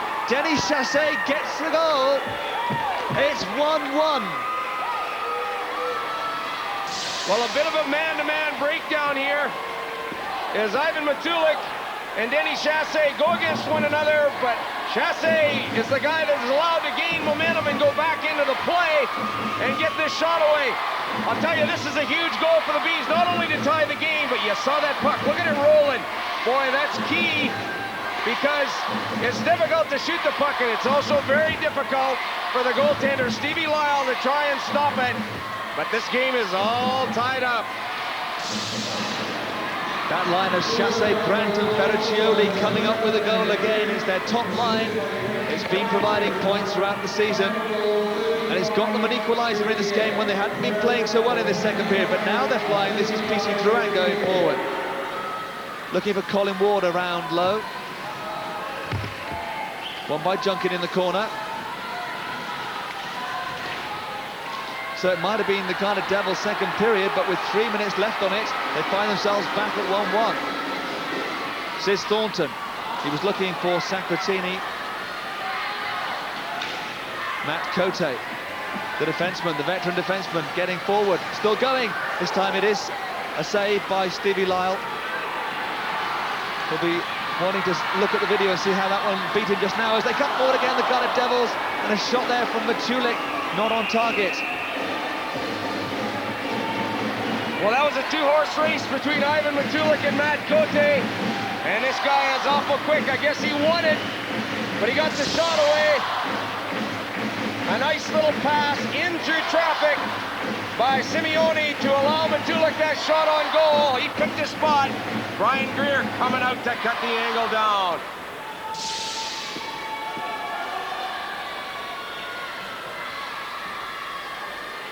We've got a problem there for Bracknell. That's Todd Kelman, defenseman. He's clearly taken a little knock there, so he's receiving just a little bit of treatment. He's got a little cut there as well. I don't know if that was a stick maybe accidentally, or that could have happened in a number of ways. But certainly he'll need a little bit of treatment. We've got 3 minutes left before the end of the period. And he's just trying to stem the flow of blood, but presumably he won't be allowed back on to play anymore with the blood still coming out like that. Turn back in there, having to work without Todd Kelman, who's been so good on defence for the Bracknell Bees in their recent triumphs.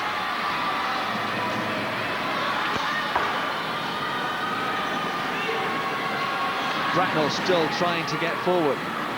Buoyed by that goal. This is Nemirovsky. Thought about shooting from the same area that Chassé got that goal a few moments or two ago. McIntyre holds him up. Schulte was out there in front, but it comes to Moria, and Cardiff come forward 3-on-2. Rob Stewart doing just enough to deny Kip Noble. Will have to get back quickly. McIntyre's back there with Pope, covering up, and it's bouncing about all over the place. Might come for Schulte. No, not quite. He's bouncing like it had jumping beats in it there for a moment, the puck. Just as well maybe for Cardiff. This is Simeone. Simeone gets to McIntyre. McIntyre couldn't shoot on target. You know, this puck in the latter stages of the second period is starting to bounce a lot, as you say, Steve. You know, that ice is starting to get ripped up, and that's the reason why. You know, it's difficult to create that level plane with these guys just ripping the puck, I should say, the ice up so much. Stewart just dumping it in low, and in the corner it's picked up by Noble as Bracknell had to clear the zone, and it's long pass forward up to the blue line for Nicky Chin. Chin getting it out, looking for McEwen. It's turned away by Greer. This is Chris Brandt for Bracknell. Less than a minute and a half left in this period. Second period of the game. It's 1-1 as Doug McEwen comes forward now. Cardiff with 3 players coming forward. Plenty of Bees back there to cover. Eckroth with a shot, took a deflection too, went high over the top of Brian Greer's helmet. McCosh has got plenty of space down the left-hand side, and he's got Brandt driving to the net, but the shot won't help Chris Brandt. Oh, Ferricioli's let it go to Merv Priest, he's being held back. The referee hasn't given the penalty, and Priest hasn't got the goal.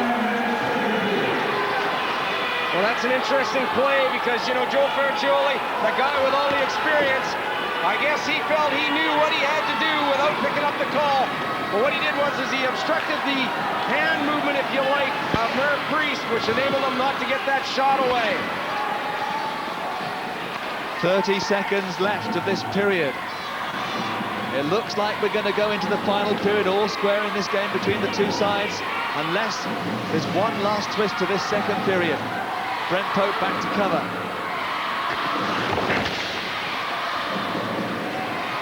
Cardiff. This could be their last opportunity of the period, a period they've dominated to try and get the goal. Thornton with the shot, goes into Brian Greer, just lands on the top of his pads there, bends down to make sure it doesn't come out. 6 seconds left on the clock, and we're going to have a face-off. Well, Steve Thornton, always dangerous anytime he's in and about and around the net. He's the guy that possesses real nice soft hands, and he knows how to handle that puck so very well. And boy, has he played well. Just most recently for the Cardiff Devils and helped them find their form into the stretch. He scored his third goal in 3 games recently, Steve Thornton, against Newcastle. That's Brian Greer, who's playing in this game because Bruno Campisi is actually playing for Italy in the Swiss Cup. He's got 3 games coming up this weekend, Bruno Campisi. Recently signed for the Bracknell Bees, of course, but Brian Greer stepping in and doing a good job so far, beaten just once. That came off Matulik's skates, but that's the end of the period. The buzzer has gone. It's finished 1-1 between these two sides after 2 periods. Paul Heavey and Dave Whistle will both try and gee their sides up for one last period to try and win the game. We'll look back on period 2 after the break.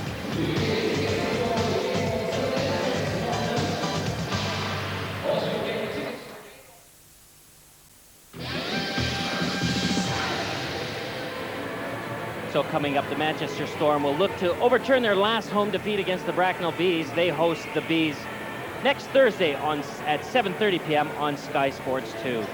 But meantime, we're at the Cardiff Ice House where the Cardiff Devils are taking on the Bracknell Bees. It's a 1-1 scoreline. There you can see the scoreline is 1-1.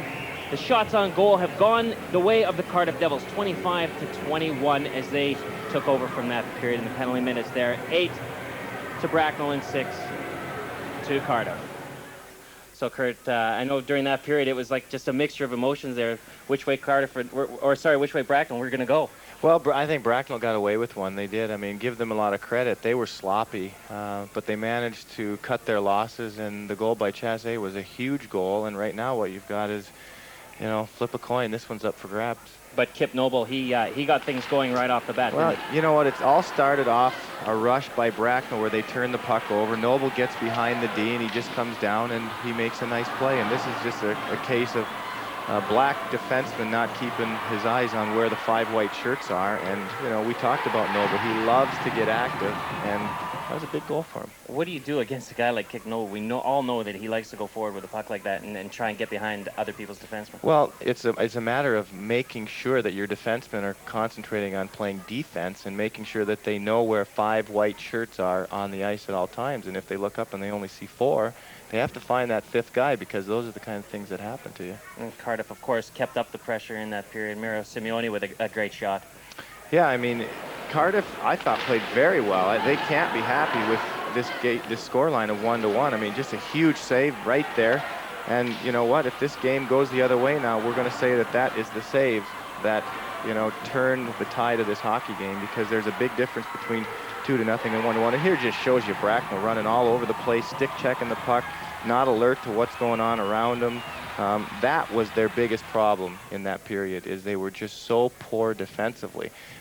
They're very lucky that the score is 1-1 right now. It could be 5-6-0. Well, of course, Denis Chassé came in and equalized kind of from nowhere, eh? Yeah. You know, Bracknell has got to be happy with this right here. Off the rush, and, you know, it's a 2-on-2, really. I don't know why the big guy is over there playing the puck carrier. It was a simple 2-on-2. He just let Chassé get on his own, and here it's an innocent shot that beats Stevie Lyle, and that turned this hockey game around. I mean, if it weren't for that, it could have been a totally different hockey game. But right now we got 1-1 going into the third, and I'm glad I'm watching this one and not behind the bench, because this is where the nerves start to fly. Ferraccioli with the helper. We've noticed him the whole game, haven't we? He's a real heady player. I mean, I like him. He's not the flashiest guy out there, but if you watch him, you'll realize that he is one of the most intelligent players on the ice. He knows where everybody is. He's not Wayne Gretzky, but I can tell you that he plays the game a little bit like Wayne Gretzky does. He always knows where his line mates are, and he knows what his options are with the puck. So, Kurt, as you know, many people will mention about ice hockey being a game of momentum. Who's got the momentum now going into the third? Well, I think you've got to understand that Cardiff has the pressure. And again, we talked earlier in the show about Bracknell really not having pressure tonight. I mean, they want the 2 points, don't get me wrong, but when it comes to pressure, there's no pressure on the Bracknell Bees. The pressure is on the Cardiff Devils. So what it boils down to is, how do the Devils handle the pressure here in the third period? I mean, do they come out and try to be heroes and do it by themselves, or do they continue to play together as a group? If they play together as a group, they'll be fine. If they play as individuals, my money's on the Bees. Well, we'll find out in the third period. Thanks a lot, Kurt. Well, as usual, I was out and about, and this week I was in Cardiff with one of the guys who's been grabbing a lot of headlines lately.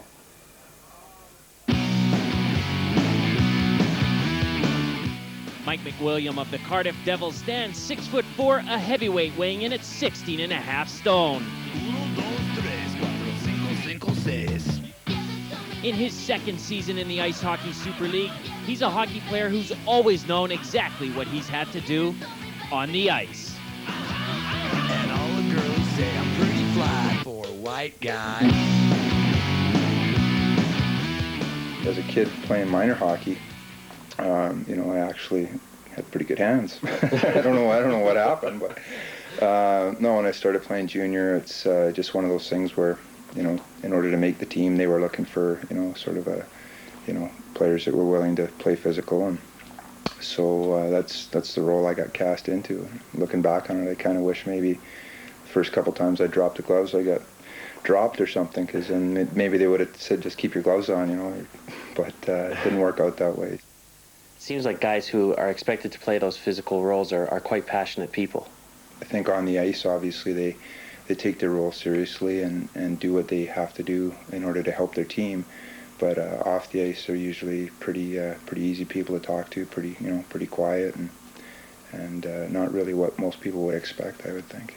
If you don't have somebody that is a deterrent, I guess, then other teams will take liberties with your goal scorers or some of the smaller players, and you know that can cause problems, cause injuries or whatever. And I think if you're going to have a successful team, you need a little bit of everything. So with the Nottingham incident where you got the 6-game ban, is there ever a question where maybe passion can disrupt the flow of a team? Well, I mean, I'm certainly not going to sit here and say that I've never, you know, made mistakes or never gone over the line. Sometimes it's a very tough job because you're expected to play at a very high emotional level and with a lot of passion, and sometimes you have to make a decision where, you know, one way or the other, you're either going to do the right thing or the wrong thing, and you know, sometimes you make the wrong decision. You know, the Nottingham incident, for example, there's a lot of different things that led up to that. If I could go back and alter the last, you know, minute or so of what happened, you know, I would do that, because it's, you know, caused my teammates, you know, a lot of games without me, and I had to sit and watch 6 games. But you know, these things happen at times. It's a very passionate game, and you know, sometimes your emotions do get the better of you. You're almost 32. Your body's taking a lot of punishment. Are you getting pretty sore right now? I've had 9 surgeries now, and both my shoulders reconstructed a couple times, my hands, you know, whatever. And, I mean, it just takes its toll after a while. Everything starts to get a little bit sore and doesn't heal up as quick. But I'm sure I can last for another couple of months, anyways.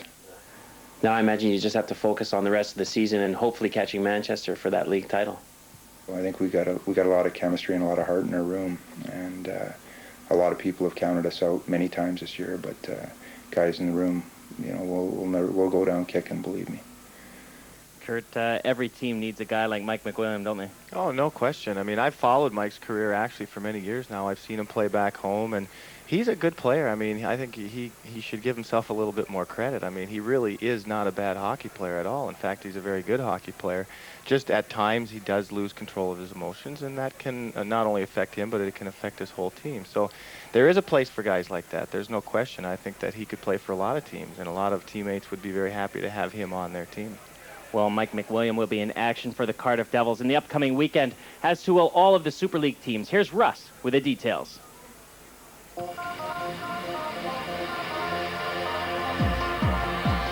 League leaders Manchester Storm take on last season's Grand Slam champions, the Ayr Scottish Eagles, on Saturday at the MEN Arena in Manchester.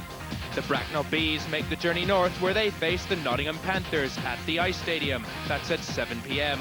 Also on Saturday, the Sheffield Steelers hope to extend their recent impressive home record of only 1 defeat in 8 games when they meet the London Knights at the House of Steel.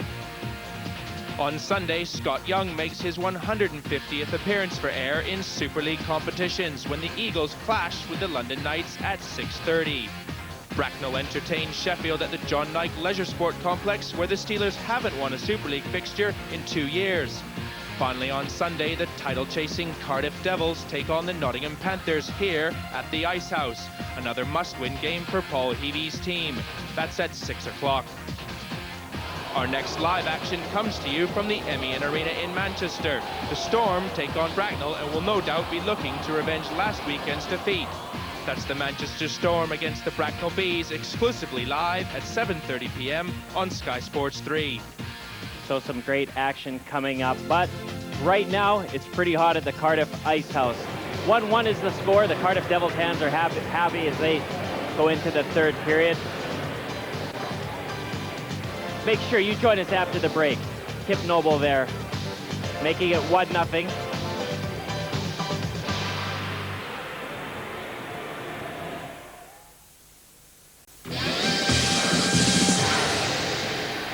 A big night of World Championship boxing coming up to you on Sky Box Office 3 on Saturday night. Herbie Hyde is out, but the top of the bill is still there. Joe Calzaghe defends his super middleweight title and his unbeaten record against former champ Robin Reed.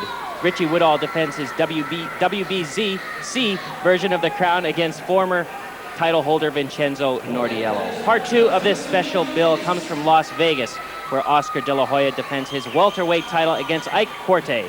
On the same bill, Mexico's Eric Morales, undefeated in 30 fights, goes in with Angel Chancon. It's all on Sky Box Office 3, and for more information, call that number 0990-800-888. That's 0990-800-888. But for now, we're at the Cardiff Ice House. The score 1-1. The Cardiff Devils taking the lead, but let's go down to Russ ringside.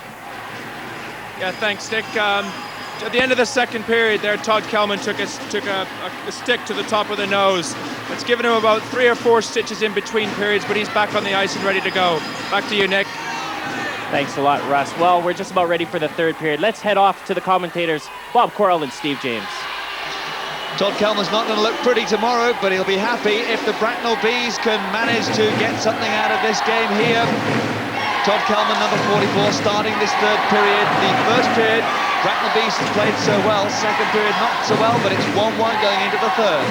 Well, you know, they've done a good job on the road in terms of Todd Kelman. Well, there's not a lot of fat in that area where he took that cut. But nonetheless, as you can see, he's part of his club here, and he wants to contribute in this third period. And as Kurt Kleinendorst, the Manchester Storm coach, said in the break, the pressure is on Cardiff Devils. They really do need to win to keep on the tails of Kurt's side, don't they? Yeah, you know, and when you're a visiting coach like Kurt is here this evening, Paul Heavey is the man that's got all the pressure on him, because he knows that he's got to keep this force going if they're going to maintain that level with the Manchester Storm. He's looking quite relaxed about it just at the moment, though. Be an awful lot more relaxed if they can get themselves back in front of the Cardiff Devils. Which way is this third period going to go? We're going to have lots of stops and starts in this third period if it's anything like the first 30 or so seconds. There's Dave Whistle. I'm not sure if the heat's on Dave Whistle. You notice he started in his suit. He's put a coat on, actually. Yeah, 2 minutes for looking too good on Dave Whistle. The building very cold here this evening. But you can see he's trying to inspire his guys. He's a very vocal coach. A couple of weeks ago in Sheffield, you saw that one. He really yelled at the boys between periods. I think it was the first and second. But they came out, they ended up winning that game in overtime. So you can see inspiration does count. We've seen them 3 times on the road on Sky Sports in recent weeks. They've won them all, the Bracknell Bees. This is Cardiff though. Priest couldn't quite take advantage there, and it's a good rush here from the Bracknell Bees. This is McCosh, the defenseman, helping it around to Junkin back in front. Priest picking up though.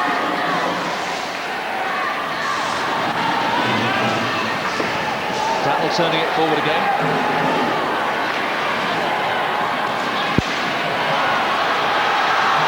Matulik high into the seats. Well, you know, at the start of any period, Steve, I think it's important for both sides to establish a physical presence. Ivan Matulik with that big shot there, but guys have a tendency to create the poke check, the stick check, as opposed to taking the body. Here's a look at Matulik. The shot away, bit of a bad angle, but I think that's number 44. Kalman just coming back, deflecting that puck over the glass into the seats behind the net.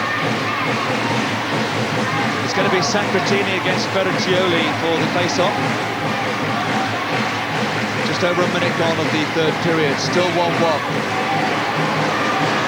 Great work picking up for the Bracknell Bees.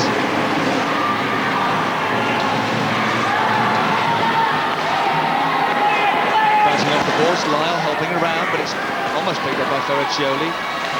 Kept in by Greg Burke, and Denny Chassé was right out there in front. Pope now slams him up against the boards. Ferriccioli passing it out there into the danger zone once more. Stewart. Ferriccioli, this time only finding Matulik as Cardiff come forward. Sacratini being held back by Chassé. Stevie Thornton couldn't take advantage. High. Too high. And Kurt Kleinendorst, our special guest this evening, will be very interested in this match for more than one reason, because he's got a couple of games against Bracknell Bees coming up next week, including next Thursday, Manchester against Bracknell, Sky Sports 3 at 7:30. And Bracknell certainly have an awful lot of influence over who's going to win the championship this year. Well, and the Bracknell Bees are very much an informed team at the moment. And you can bet, even though Bruno Campisi is away playing in that Swiss Cup, once he comes back into that Bees lineup, he'll be ready to go, so he'll help his side out. And Campisi will be missing the games at the weekend. He'll be playing against Slovakia and Germany for Italy. Sacratini to Matulik. Bees have possession and come forward with Nemirovsky just losing out there to Brent Pope. Shot from Todd Kelman, and the save, and the second save from Stevie Lyle. Hasn't upset his bearings, Todd Kelman. That knock on the nose clearly. That was a good effort and a good save too. That's Kelman. Todd Kelman with no options there. Gets the shot on the goaltender, Stevie Lyle. But a good job by Stevie to hang on to a loose puck. As you can see, Kelman going in on it. Cardiff Devils defensemen have to be careful. Everybody looking at the puck on this play. But no one picking up Kelman, who's driving for the net. You've got an assignment there. Don't let him get at your goalkeeper. And talking of momentum, certainly the next goal could be very, very important in this game. Well, you know, the momentum has changed a couple of times in this game, most noticeably. You know, the Cardiff Devils taking control in that second period, yet they come out even strength, so they've got to make sure that they gain this momentum going into the third. A little bit of pressure there. An awkward bounce there. In the end, saved. And a little bit of an inquest going on there. Stevie Lyle is on his knees. He's not really that short, but a little bit of an inquest between him and his defenseman. And Paul Heavey doesn't look quite so relaxed at the moment. Got plenty on his mind. He was quite happy and jolly and very relaxed at the start of this period. I'm sure he realises how important this stage of the game is too. Ekroth finds Simeone looking for the long pass. Comes to Moria. McIntyre just gets it down to McIntyre. Oh, Moria was fed but couldn't put it away. An awkward bouncing puck again, I think, was the problem for Steve Moria. Offside the call there. Well, the Cardiff Devils coming very, very close there. The bounce working their way, Steve, to a certain extent, but not the whole way. Matty Cote losing that puck there, unfortunately, because he did a good job to block the cross-ice pass. But Stevie Moria having a crack at it. Again, Greer being very cautious and doing a good job to come across the net and do the poke check there to eliminate the second opportunity from Stevie Moria. Rimmed right around the boards, coming out to McCosh, who gets the puck, and McIntyre at the same time, and he goes straight down on that check from McIntyre against the boards. The penalty's not being called, but McIntyre clearly... McIntyre really caught McCosh there, and McCosh needs some treatment. We'll get another opportunity to look at this one. Oh boy, what a cruncher of a check. Right against the barrier in the glass area, and when you don't see somebody coming, you can't get the hands up, the elbows up to try and cushion the blow. Look at this. Right up against the glass area. And number 77, Shane McCosh, is down on that play. Well, according to the referee Simon Kirkham, because clearly the Bracknell Bees are unhappy about the check there, but as far as Kirkham is concerned, the referee, he is saying that it wasn't a hit from behind, it was just a case of McCosh turning as he was hit, and that's why he hasn't called a penalty on McIntyre. Well, I also feel that McCosh at that stage was forming part of the play. The puck was coming to him, as you see it, Steve. So McIntyre is finishing his check off. No, not what I would consider as being a hit from behind. I think if McCosh would have seen him coming, he would have prevailed and certainly got his, his hands up in the facial area to try and protect that particular blow. Well, McCosh is going to go off and just recover from that. Hopefully he'll be back on very shortly. They've been in the wars then, haven't they? Todd Kelman has also had a cut in the second period on his nose. He's back out there playing for the third period. There's Shane McCosh. He looks a bit groggy, doesn't he? As well you might if you've been pressed up against the glass with that sort of force. Well, usually when, the old coconut hits the glass area, usually one thing wins, and that's the glass. But Shane McCosh, he'll get something together. I'm sure he'll be back in this game, but I have to say, Steve, as the season goes on, January, as we can see, is a very difficult time to win games, and it gets very physical. Checking for concussion there, I would imagine, because that clearly is a potential injury that you can suffer in those circumstances. And he did look a little bit glazed, and Dave Whistle will certainly be hoping that Shane McCosh will be out there again very shortly. Well, you see the importance of using a helmet as well, when you hit that glass. Very, very difficult. It's amazing to think that it's not that long ago players didn't wear helmets, not even netminders going back 20 years or so ago. Tell you, I wouldn't go in the nets with no mask on. I wouldn't go nets full stop. This is McIntyre. Casey Druin. Ward for Bracknell. Oh, there was a player right there putting pressure on Stevie Lyle, but Cardiff do come away forward with it. Simeone gets past his man, but couldn't quite keep his balance and get a hold of the puck once again. Oh, Ferriccioli was right open there on the change. The Cardiff Devils almost got caught, really. This is Stewart with a shot into the corner from Stevie Lyle, picked up by Ferriccioli and given away. Pass out now to McIntyre. McIntyre's away. What can he do this time? McIntyre! Saved by Greer. Isn't that netminding just so good in this game? Oh, both netminders, I'll tell you, are they outstanding. Ian McIntyre with a burst of speed up there. Him and Chasse having words from a previous encounter.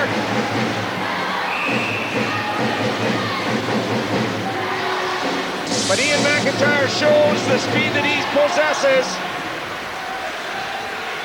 And he gets a good angle on the play, but Brian Greer with the old hot glove hand. It's almost like he gave him that corner, Steve. And look at that, he took it right away from him. Great glove save by Brian Greer.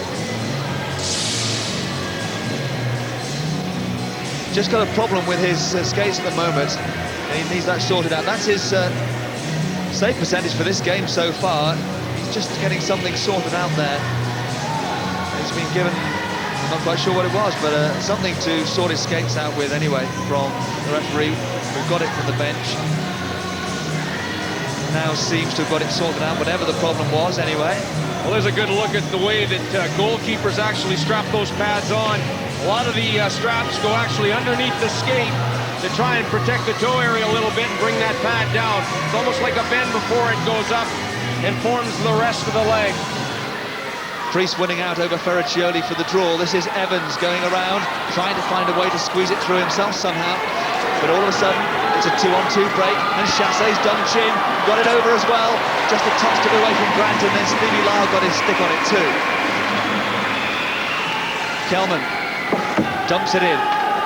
Ferraccioli will chase that one in for the Bracknell Bees. Comes out strangely off the balls. This is Chin. Chin loses out to Chris Brandt. Brandt going in again for the Bracknell Bees. Pass over to Denny Chassey. Pope for the for Cardiff. Gets it out of the zone. McEwen down the left wing. Greg Burke gets to him first, gets to the puck first.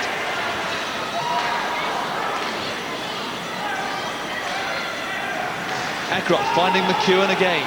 McEwen to Priest. Noble coming up. Brandt was there, but Priest gets it in once more. And this time there was nobody around as the rebound came out from Brian Greer. Nobody close enough for Cardiff to take advantage.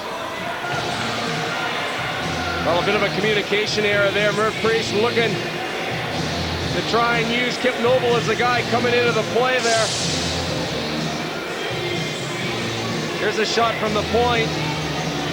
Greer's seeing most of the way, and of course, he's able to make an easy save on it. But Nicky Chin in front of the net, an area that he likes to be potent in to try and get some sort of a rebound or tip in, because these goalies are sharp. Once you get something on that puck, they're going to stop it. Good defensive work to keep Chin away from that small area. Zaccarini. There's Nicky Chin. Just reflecting on that last shift, maybe. Noble. Taken by the Scala. There's a penalty being called here. An interference called. Interference, and it's going to be a power play for Cardiff. And it's Paxton Schulte, I think, is it? Looks like Jeff Johnson going to the penalty box there on the interference call. There we can see it down low. Him and Ezio Sacratini preventing Sacratini from making any sort of a play.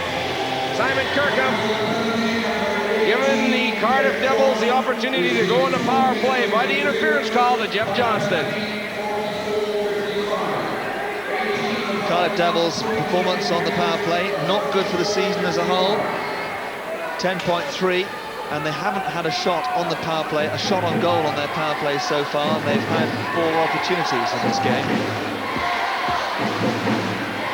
All kinds of offense out there by the Devils now, though. Lindman and Noble post up that defense on this power play. And, of course, that big top line of Ivan Matulek, Ezio Sacratini, and Stevie Thornton.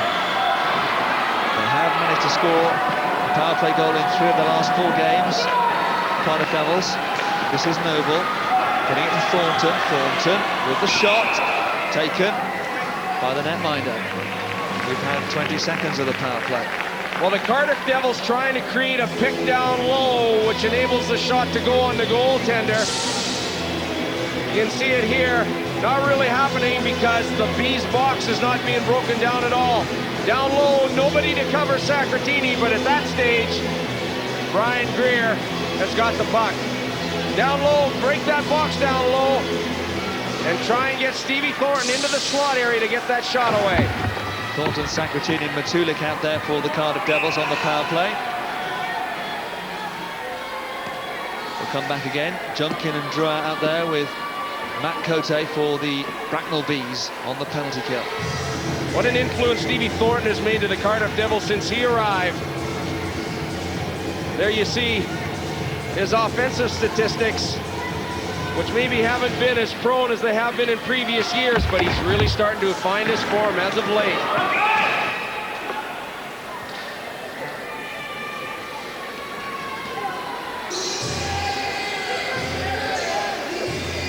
PC Drewer. Well, according to the All-Star game, Steve, that was the guy there that's the fastest man in the league, or certainly the number of players that were there. And speaking to some of the guys, You know, when they play against him in practice, I guess he's so difficult to take the puck off of. He's a big, strong fella. And, you know, you can see that by his point-scoring totals there. Almost have to put 2 guys on him, and then, of course, when you put the 2 guys on him, he moves the puck to the guy that's loose. This is PC Drouin. Drouin, can he show his pace? What can he do here? PC Drouin still going, just coming out of the slot. No wonder he's quick. He hates rats, and he used to work down the sewers. That's probably where he got to be really quick. This is Thornton. Pass away, and no, that was almost a Machulik does get it a second time, and he's delighted with that. Machulik has got the goal for the Cardiff Devils that puts them back in front. The power play clicks this time. Well, I like the puck movement by the Cardiff Devils, and nobody's got Ivan Machulik driving late to the net, and of course he follows through, because if he doesn't, this goal doesn't take place. That's a good heads-up pass by Stevie Thornton. The Bees, of course, getting caught a bit flat-footed down low, and nobody picking up Machulik, nor his rebound, as he goes in alone on Brian Greer. A big 2-1 lead for the Cardiff Devils.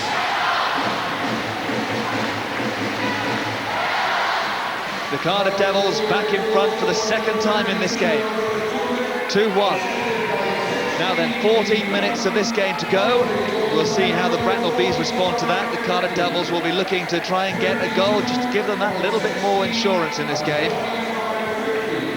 But we were talking about momentum, and that definitely gives it back to Cardiff. They do, you know, especially on the power play. It has been struggling a little bit, but it's a guy like Ivan Machulik. He's got a lot of big goals for his team this season. That's why he's a true leader, and he's the captain of the hockey club. And that was a goal scored on the power play for the Cardiff Devils, and the first goal after 30 successful penalty kills on the road by the Bracknell Bees. A rare goal. They've only conceded 6 goals on the power play away from home, on the penalty kill away from home this season, and 3 of those 6 have been scored now by the Cardiff Devils as Brandt gets an effort on target, comes back out. You can be sure the Bees will respond perfectly to this, because they always do. They don't know the meaning of being beaten, the Bracknell Bees. They'll really come up and at them now, you can expect that. But they'll have to be careful they don't get caught on the break if they do that. This is McCosh. Still going McCosh. Past the chassé, it's turning back in towards that danger area, but he's held up wide, and in that corner comes back once more. Shot by Brandt.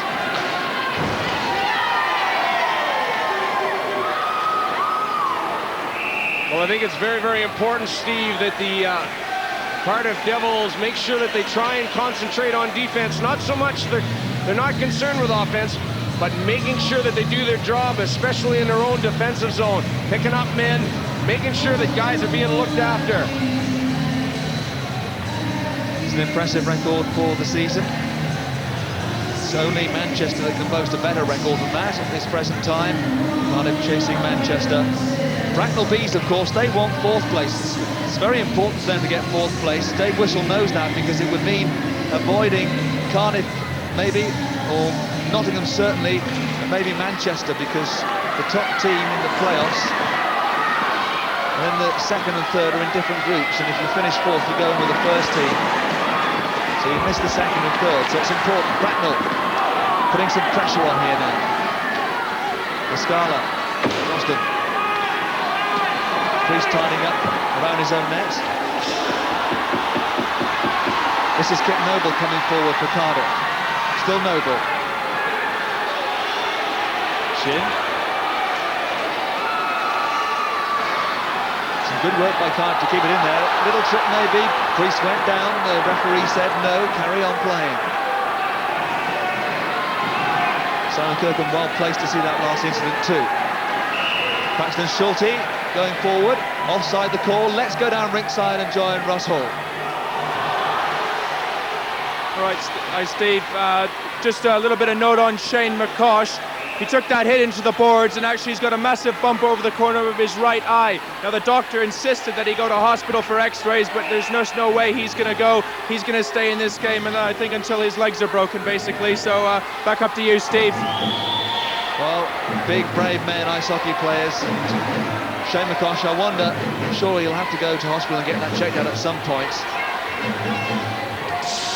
Well, you know, he went into the glass on that play. Here's the look.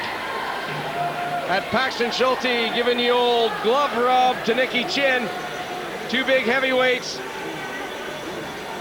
A little bit of creation there, but no penalties called. Both guys very innocent at that stage of the game, aren't they? There's Nicky Chin. He certainly had his moments in his time. 82 penalty minutes. 31 games played. 15 points so far for the season. Cardiff born and bred, of course. One of the British players making a living in this game. This is Martin Lindman. He's a Swede. Oh, he got really caught there by Colin Ward. They're still tussling together at the other end as Thornton comes forward for the Cardiff Devils. Thornton closed down. There's still a tussle going on at the other end between Lindman and Ward, and now the referee has called a halt to play because he wants to keep an eye on things happening at the other end.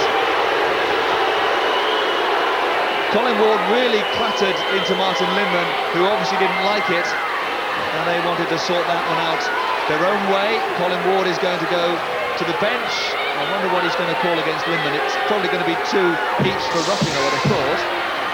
We're going to have a look at it. Colin Ward finishing his check off, making sure. The only problem while all this is going on, Steve, the Cardiff Devils are down in the offensive zone, looking to try and create another scoring opportunity.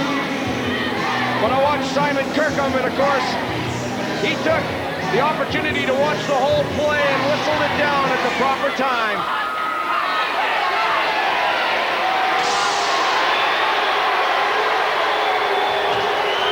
Well, Colin Ward was given 2 minutes for holding and 2 minutes for unsportsmanlike conduct.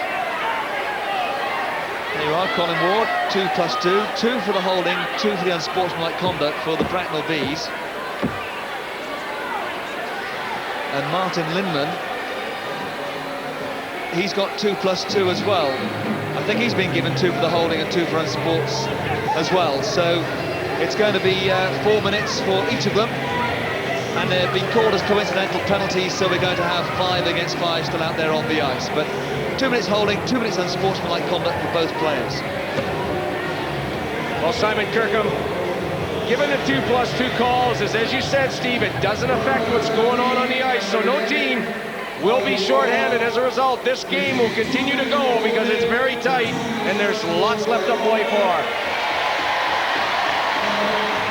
Penalty minutes, Bracknell, a couple more penalties than the Cardiff Devils in this game. It's been very physical, haven't had too much of the untoward stuff really. It's been a very fast, physical, well-contested game between two sides who really have put on a good show in this game so far. It's 2-1 to the Cardiff Devils at the moment. We have just over 11 minutes to go. The Bees, though, we've seen in recent weeks on Sky, well capable of coming back into this game. They could even win it from here, no doubt about that. Sacratini passing it out to Stevie Thornton. Back to Sacratini. Defenseman Evans is up there as well. So too now is Ivan Matulik. Thornton tried to get a way through somehow. He was held up by Lacoste, who's still out there. This is Ekroff. Ekroff getting the shot in. Dribbled in, and eventually the netminder saw it move and got a skate to it. Cardiff piling on pressure. You'd almost think they were on the power play here, but they're not. It is 5 against 5. They set up camp in the Bracknell B zone just for a moment or two. Now it's cleared. In fact, it's cleared over the ice. So we've got just over 10 minutes to go. 3 goals in the game so far. The first one came for Cardiff from Kip Noble in the second period.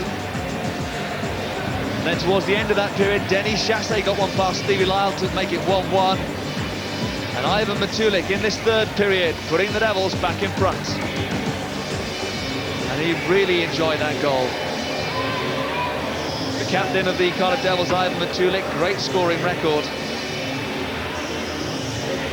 That was his 15th goal of the season for the Cardiff Devils. The thing about the guy is he always gets big goals, you know, and that's leadership qualities, and I'm sure there isn't very many coaches in the Secana Superleague this season that wouldn't take that guy on their side. Periciotti forward for Brandt. Pope just standing on his blue line and making sure the puck went back down to the other end. It's another long pass, this time for Denis Chassé to chase in. Stevie Lyle gets it against the boards. Comes for Steve Moria. Moria kind of coming forward quickly. Simeone on the left. McIntyre and Moria both going for the net. Right around to Pope. Coming forward back into that corner. There's another penalty call. It's going to be a penalty. A power play for the Cardiff Devils coming up. A slashing call. Another opportunity. Ferriccioli called for the slash. And we're going to have another power play for Cardiff. Well, that puck just going into Bracknell's defensive zone there. Joe Ferriccioli putting the old stick down. Let's have a look at it. Brent Pope. There's the slash. And the Cardiff Devils find themselves again on the power play. Joe Ferriccioli on the left of our screen there. Not often you see him in the penalty box. But you know, this game has very much been physical here tonight. Well, he's taken his tally now for the season to 20 penalty points. Joe Ferriccioli, Canadian-Italian. And this is Ivan Michulik now, Slovakian player for Cardiff. Cardiff on the power play, but Denis Chassé coming away short-handed. Being held up by Evans, being knocked over by Evans. That's fine, says the referee. Michulik now. It's the power play for Cardiff. Still Ivan Michulik.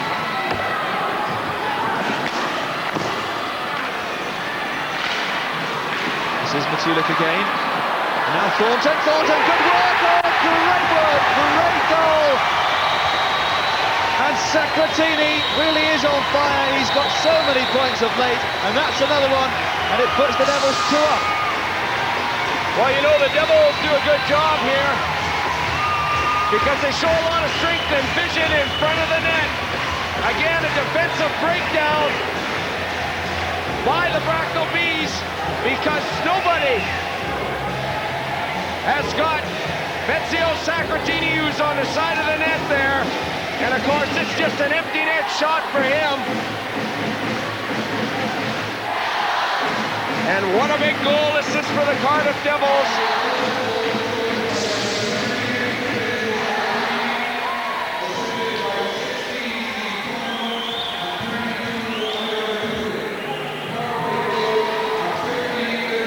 And the goal given to Frank Evans there, well, a bit like Sacratini to me, but Frank Evans being given the goal is certainly a power play goal. Frank Evans has been sent crashing to the ice at the other end. McEwen.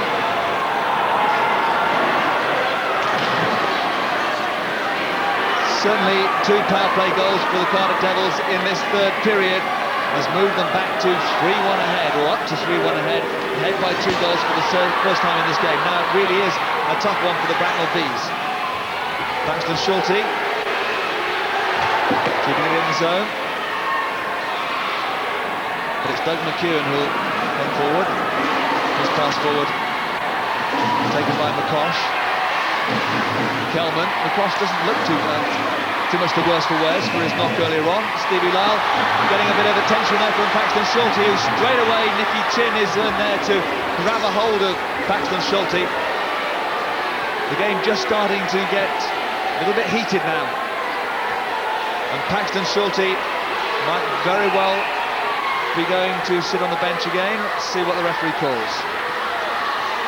Well, Schulte is the type of guy that knows there's nobody that can hide out there, especially in a small building like Cardiff. You know, and he's got an intimidation factor behind him, and you can see that he likes to finish his checks off as he goes into the goaltender, Stevie Lyle. Cardiff having to come to the muster of their goalkeeper. We look at Stevie Lyle as this all comes at him. Paxton Schulte, 6'2", 15 stone.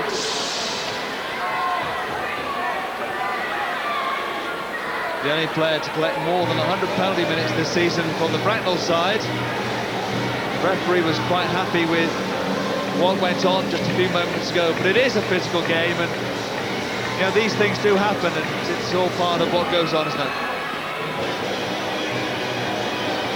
Well, you know, as we said, the game of ice hockey also has an intimidation factor to it. And this is the thing, you know, he knows what his job is out there, and he does it very, very well. Kip Noble on possession of the puck at the moment. He was just saying to the referee, Simon Kirkham, that he thought there was a cross-check in that last play. Simon Kirkham thought it was okay. It's forward from Pope. Greer getting it around to Simeone. This now is McIntyre.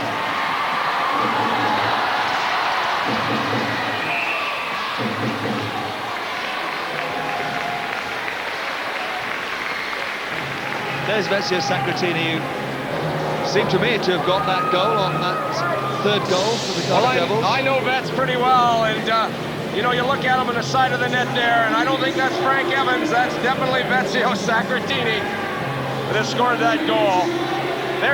There's Evans just coming in now, as it is. It's, well, I don't know. Frank's just had a word with the referee and said, give me a goal, I think. Well, I think that we'll maybe hear about that one a little bit later on. I'm sure that the players will sort that one out. We haven't seen a lot of Mike McWilliam in the game this evening for the Cardiff Devils, have we? I wonder if he's still struggling. He's had a bad problem with his neck, a viral problem. This is the Bracknell Bees coming forward. Good save there by Stevie Lyle. And suddenly, we're coming forward with Noble.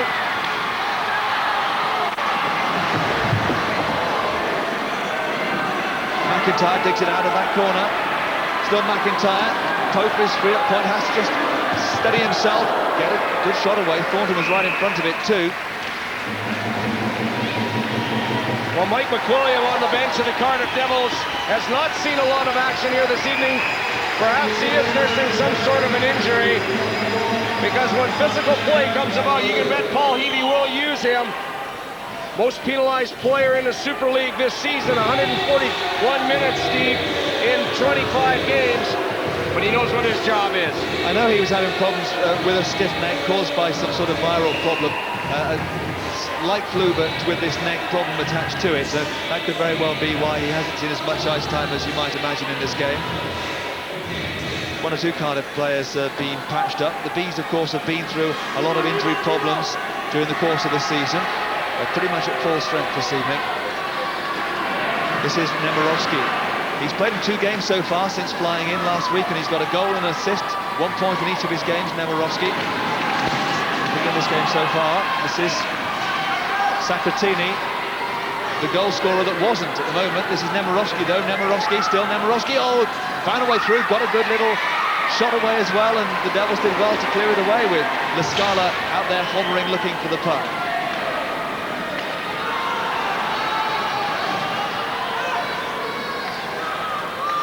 Thornton getting it back to Frank Evans.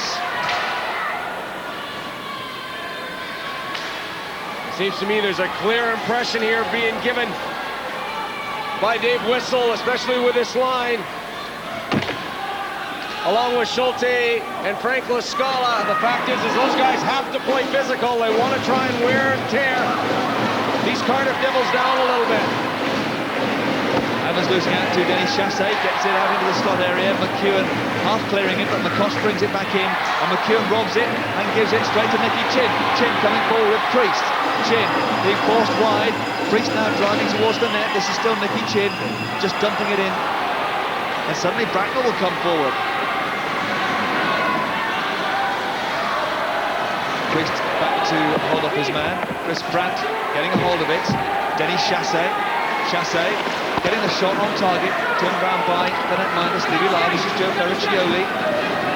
Waiting for his off. He's getting out in front. Oh, that was a good play. And Chris Pratt just put it the wrong side of the pipe. Can Cardiff come forward? Kip Noble will bring it up. Still Kip Noble. Hard to stop when he's on a roll. Gets the shot away backhanded. Priest gets the second one. Greer makes the save for the second time. Chin losing out Ferriccioli. Shots on target going Cardiff's way again in this third period. They're 7 ahead now overall, and of course they're ahead by 3-1 on the score sheet with less than 5 minutes now to go in this game. This is McIntyre. Simeone steaming up on the right-hand side. Moria on the left, decides to go for the shot. Greer was there. Grant just held up Moria to stop him getting the rebound. Well, Ian McIntyre, the defenseman backing in. In that case, Steve, you've got to shoot that puck. And you see Greer hanging on to the rebound. And the Bees doing a good job defensively of everybody picking their men up and not allowing anybody to go in and try and chase any sort of loose puck on that play. They've used a lot of netminders this season, the Bracknell Bees. 6. Brian Greer has had a shutout at Sheffield. Didn't start the season as number 1. Trying to make another save there. Mark Bernard, of course, left after an injury. Puck rising all the while there.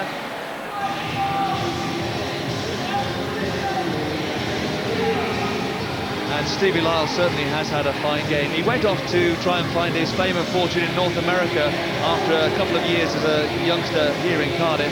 Didn't quite work out for him for a number of reasons, but he's come back, I think, the better for it.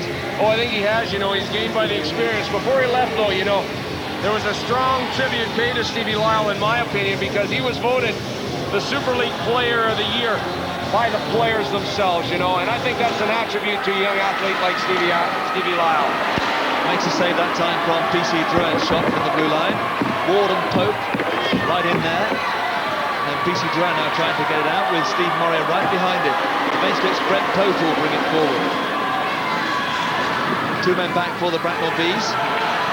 Oh, pass just a bit too strong for Steve Murray, who then gets Rob Stewart crashing him against the plexiglass. He's up quickly. And it's 4 minutes now for the Bracknell Bees to try and conjure up a couple of goals.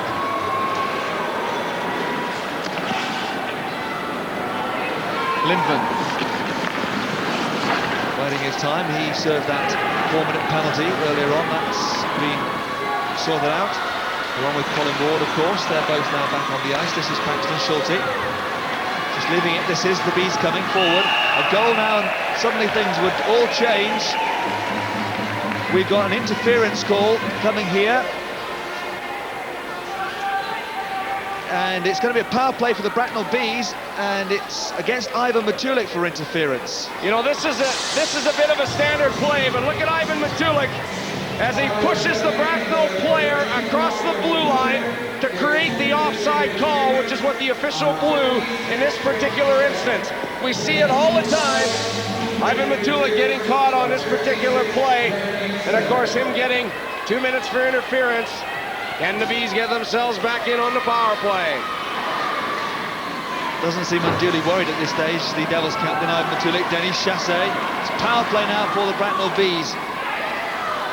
This is their opportunity to get themselves right back in this game with more than 3 minutes to go. Thornton, the Devils coming forward short-handed. He's still going, being held up by Rob Stewart, but somehow finds his way through again fast. Ferriccioli as well. Stevie Thornton is not going to be knocked off that puck, is he? And the referee is calling something else now. He's not happy, and neither are the players, clearly.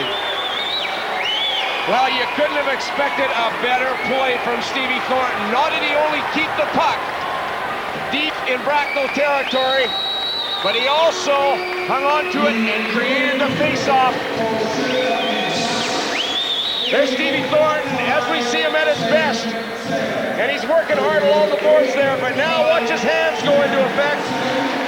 As he hangs onto that puck, he's got those quick hands, and he utilizes them so very well. Steve Thornton showing his worth. This is his 3rd season with the club. Stevie Thornton, whose dad actually is from Sheffield, although he's a Canadian himself, born in Hamilton, Ontario. And the face-off is going to be just outside the blue line. Remember, it's a power play for the Bracknell Bees, but some good penalty killing there by Steve Thornton. 3 minutes to go. Bracknell need a goal on this power play if they're to really turn up the heat on the Cardiff Devils and put some pressure on them and try and take this game into overtime.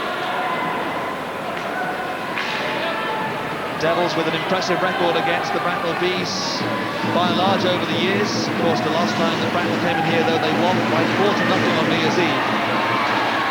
Ferriccioli just losing out to McIntyre there.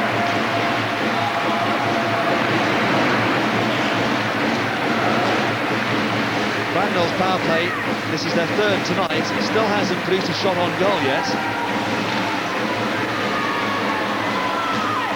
Maybe they'll find one to come up now. This is Paxton Schulte into the corner to Ferriccioli. Ferriccioli trying to feed it out in front.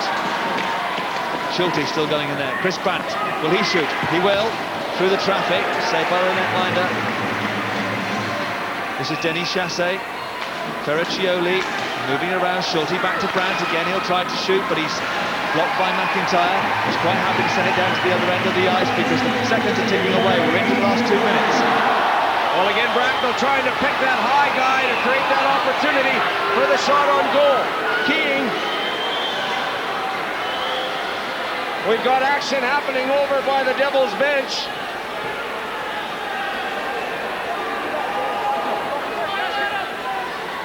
That's big Mike McWilliam. Well, Denis Chassé and Mike McWilliam having words there.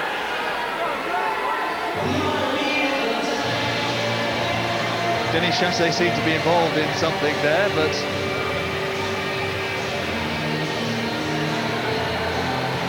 the referee just having discussions at the moment with his linesman, and he's getting told by the linesman exactly what happened there.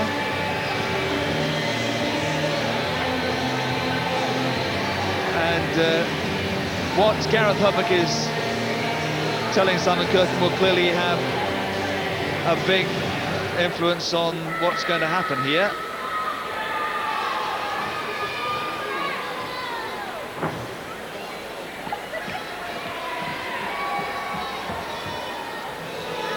Well, he's given a 5-in-a-game penalty to players from both sides. Denis Chassé of the Bracknell Bees. Well, Chassé certainly seems to be the center of conversation here with Simon Kirkham.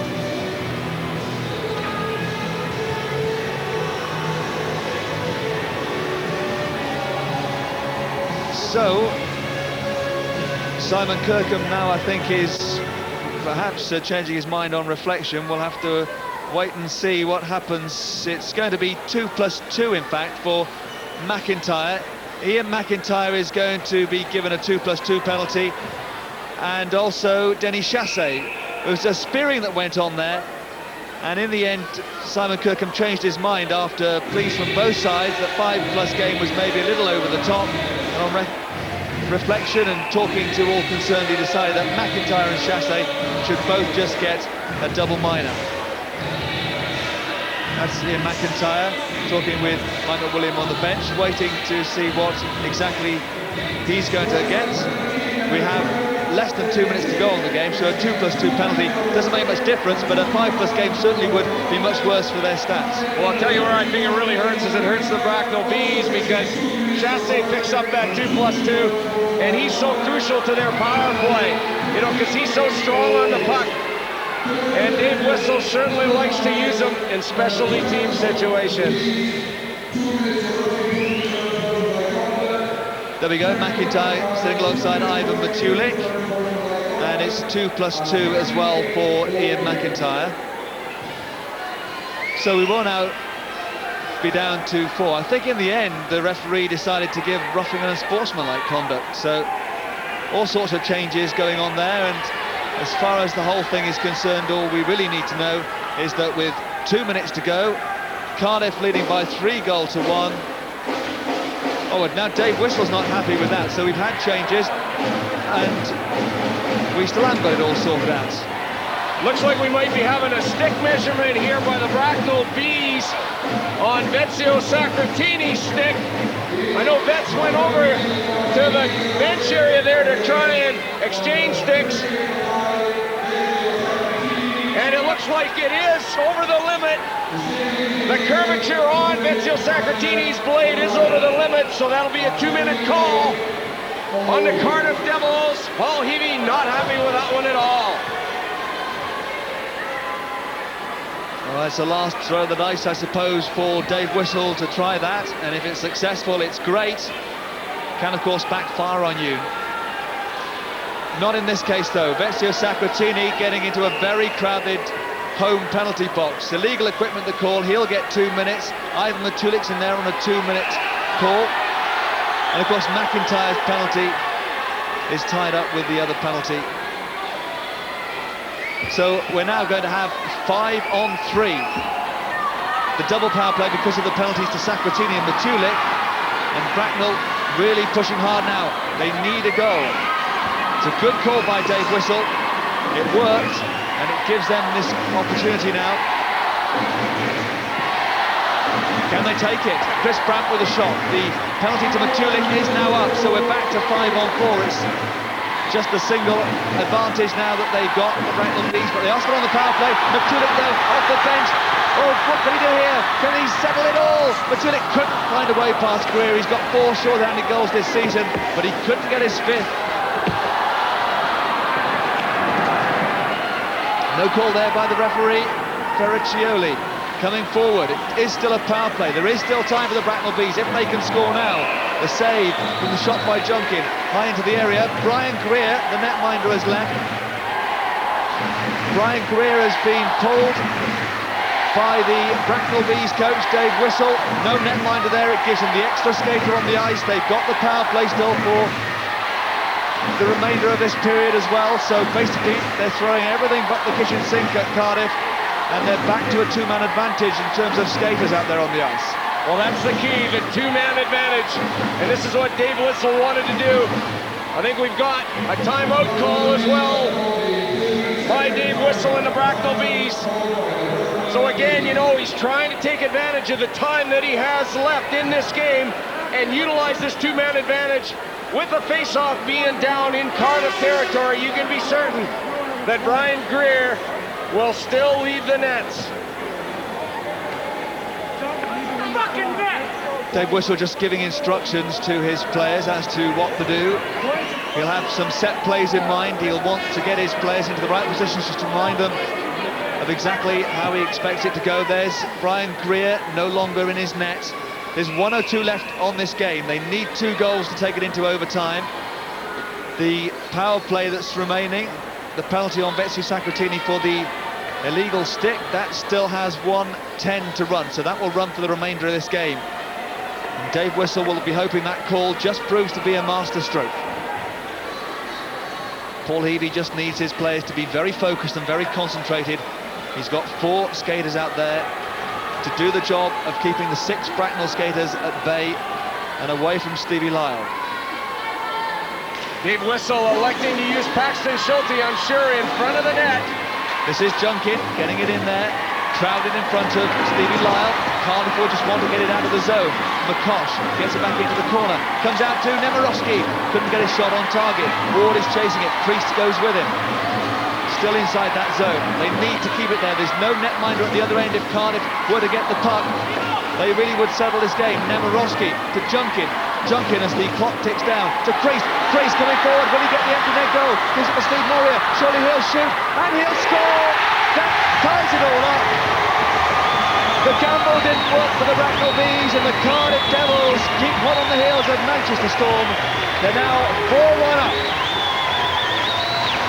Well, all kinds of pressure by the Bees in the offensive zone.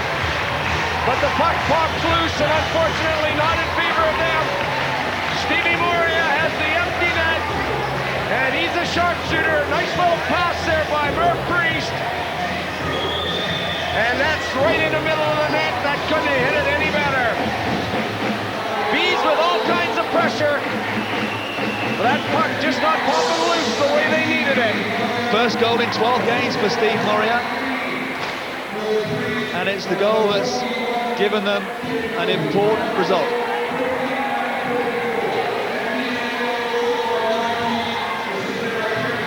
Bracknell coming forward, still looking to get something out of this game. Stevie Lyle turns the puck aside with his glove this time. Just a few seconds left in this game.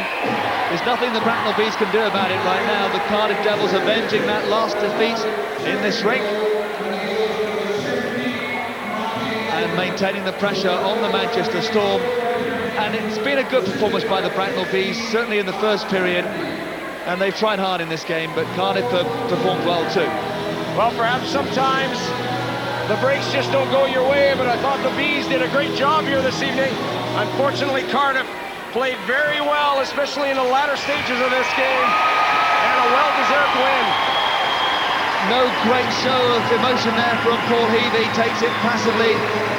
But the players and the fans certainly smiling because they've seen the Cardiff side bounce back from the defeat against Manchester Storm last week. They've been on a run of 8 successive wins and then they lost to Manchester. It was important for them that they bounce back and keep up the pressure, keep themselves very much in this game. We had 5 goals. These are the goals in this match. Started with Kip Noble scoring early in the second period, 1-0. Before the end of the period, Denis Chassé had equalised. Early in the third, Ivan Matulik made it 2-1. Then a goal credited to Frank Evans, but surely it's Vizio Sacratini there putting the Devils 3-1 up. And finally, Merv Priest passed to Steve Moria, who got the empty net goal. And that made it 4-1 to the Cardiff Devils, the final score. 4-1 the final score. Let's get a word from the winning coach with Russ.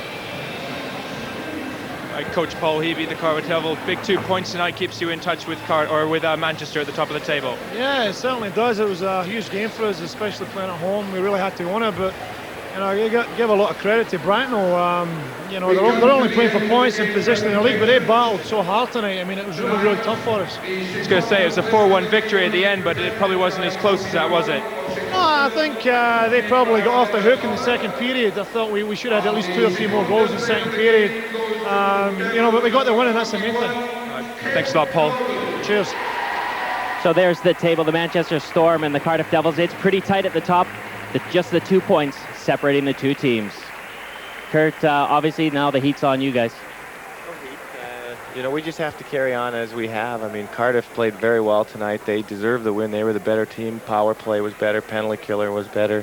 5-on-5 was good. So we know they're going to be there right to the very end. We just have to worry about ourselves and see what happens. That's what it is. It's worrying about yourselves and not other teams right now, isn't it? Well, we have to. If we get caught up in everything that's going on, then, you know, we'll allow ourselves to be distracted. And if we're distracted, then, you know, we're going to have a little more difficulty winning hockey games. So we're just going to carry on. We've got Air on Saturday. That's our worry right now, and we'll get through that and just see where it takes us. Thanks for joining us, Kurt. Thank you very much. Well, our next live games coming to you from the MEN Arena in Manchester. The Storm, they'll need those 2 points, and the Bees, well, they'll love to change the destiny of the league. But thanks for joining us now. The Bracknell Bees not doing it in Cardiff. The Cardiff Devils doing it 4-1. Thanks a lot for joining us. Bye for now.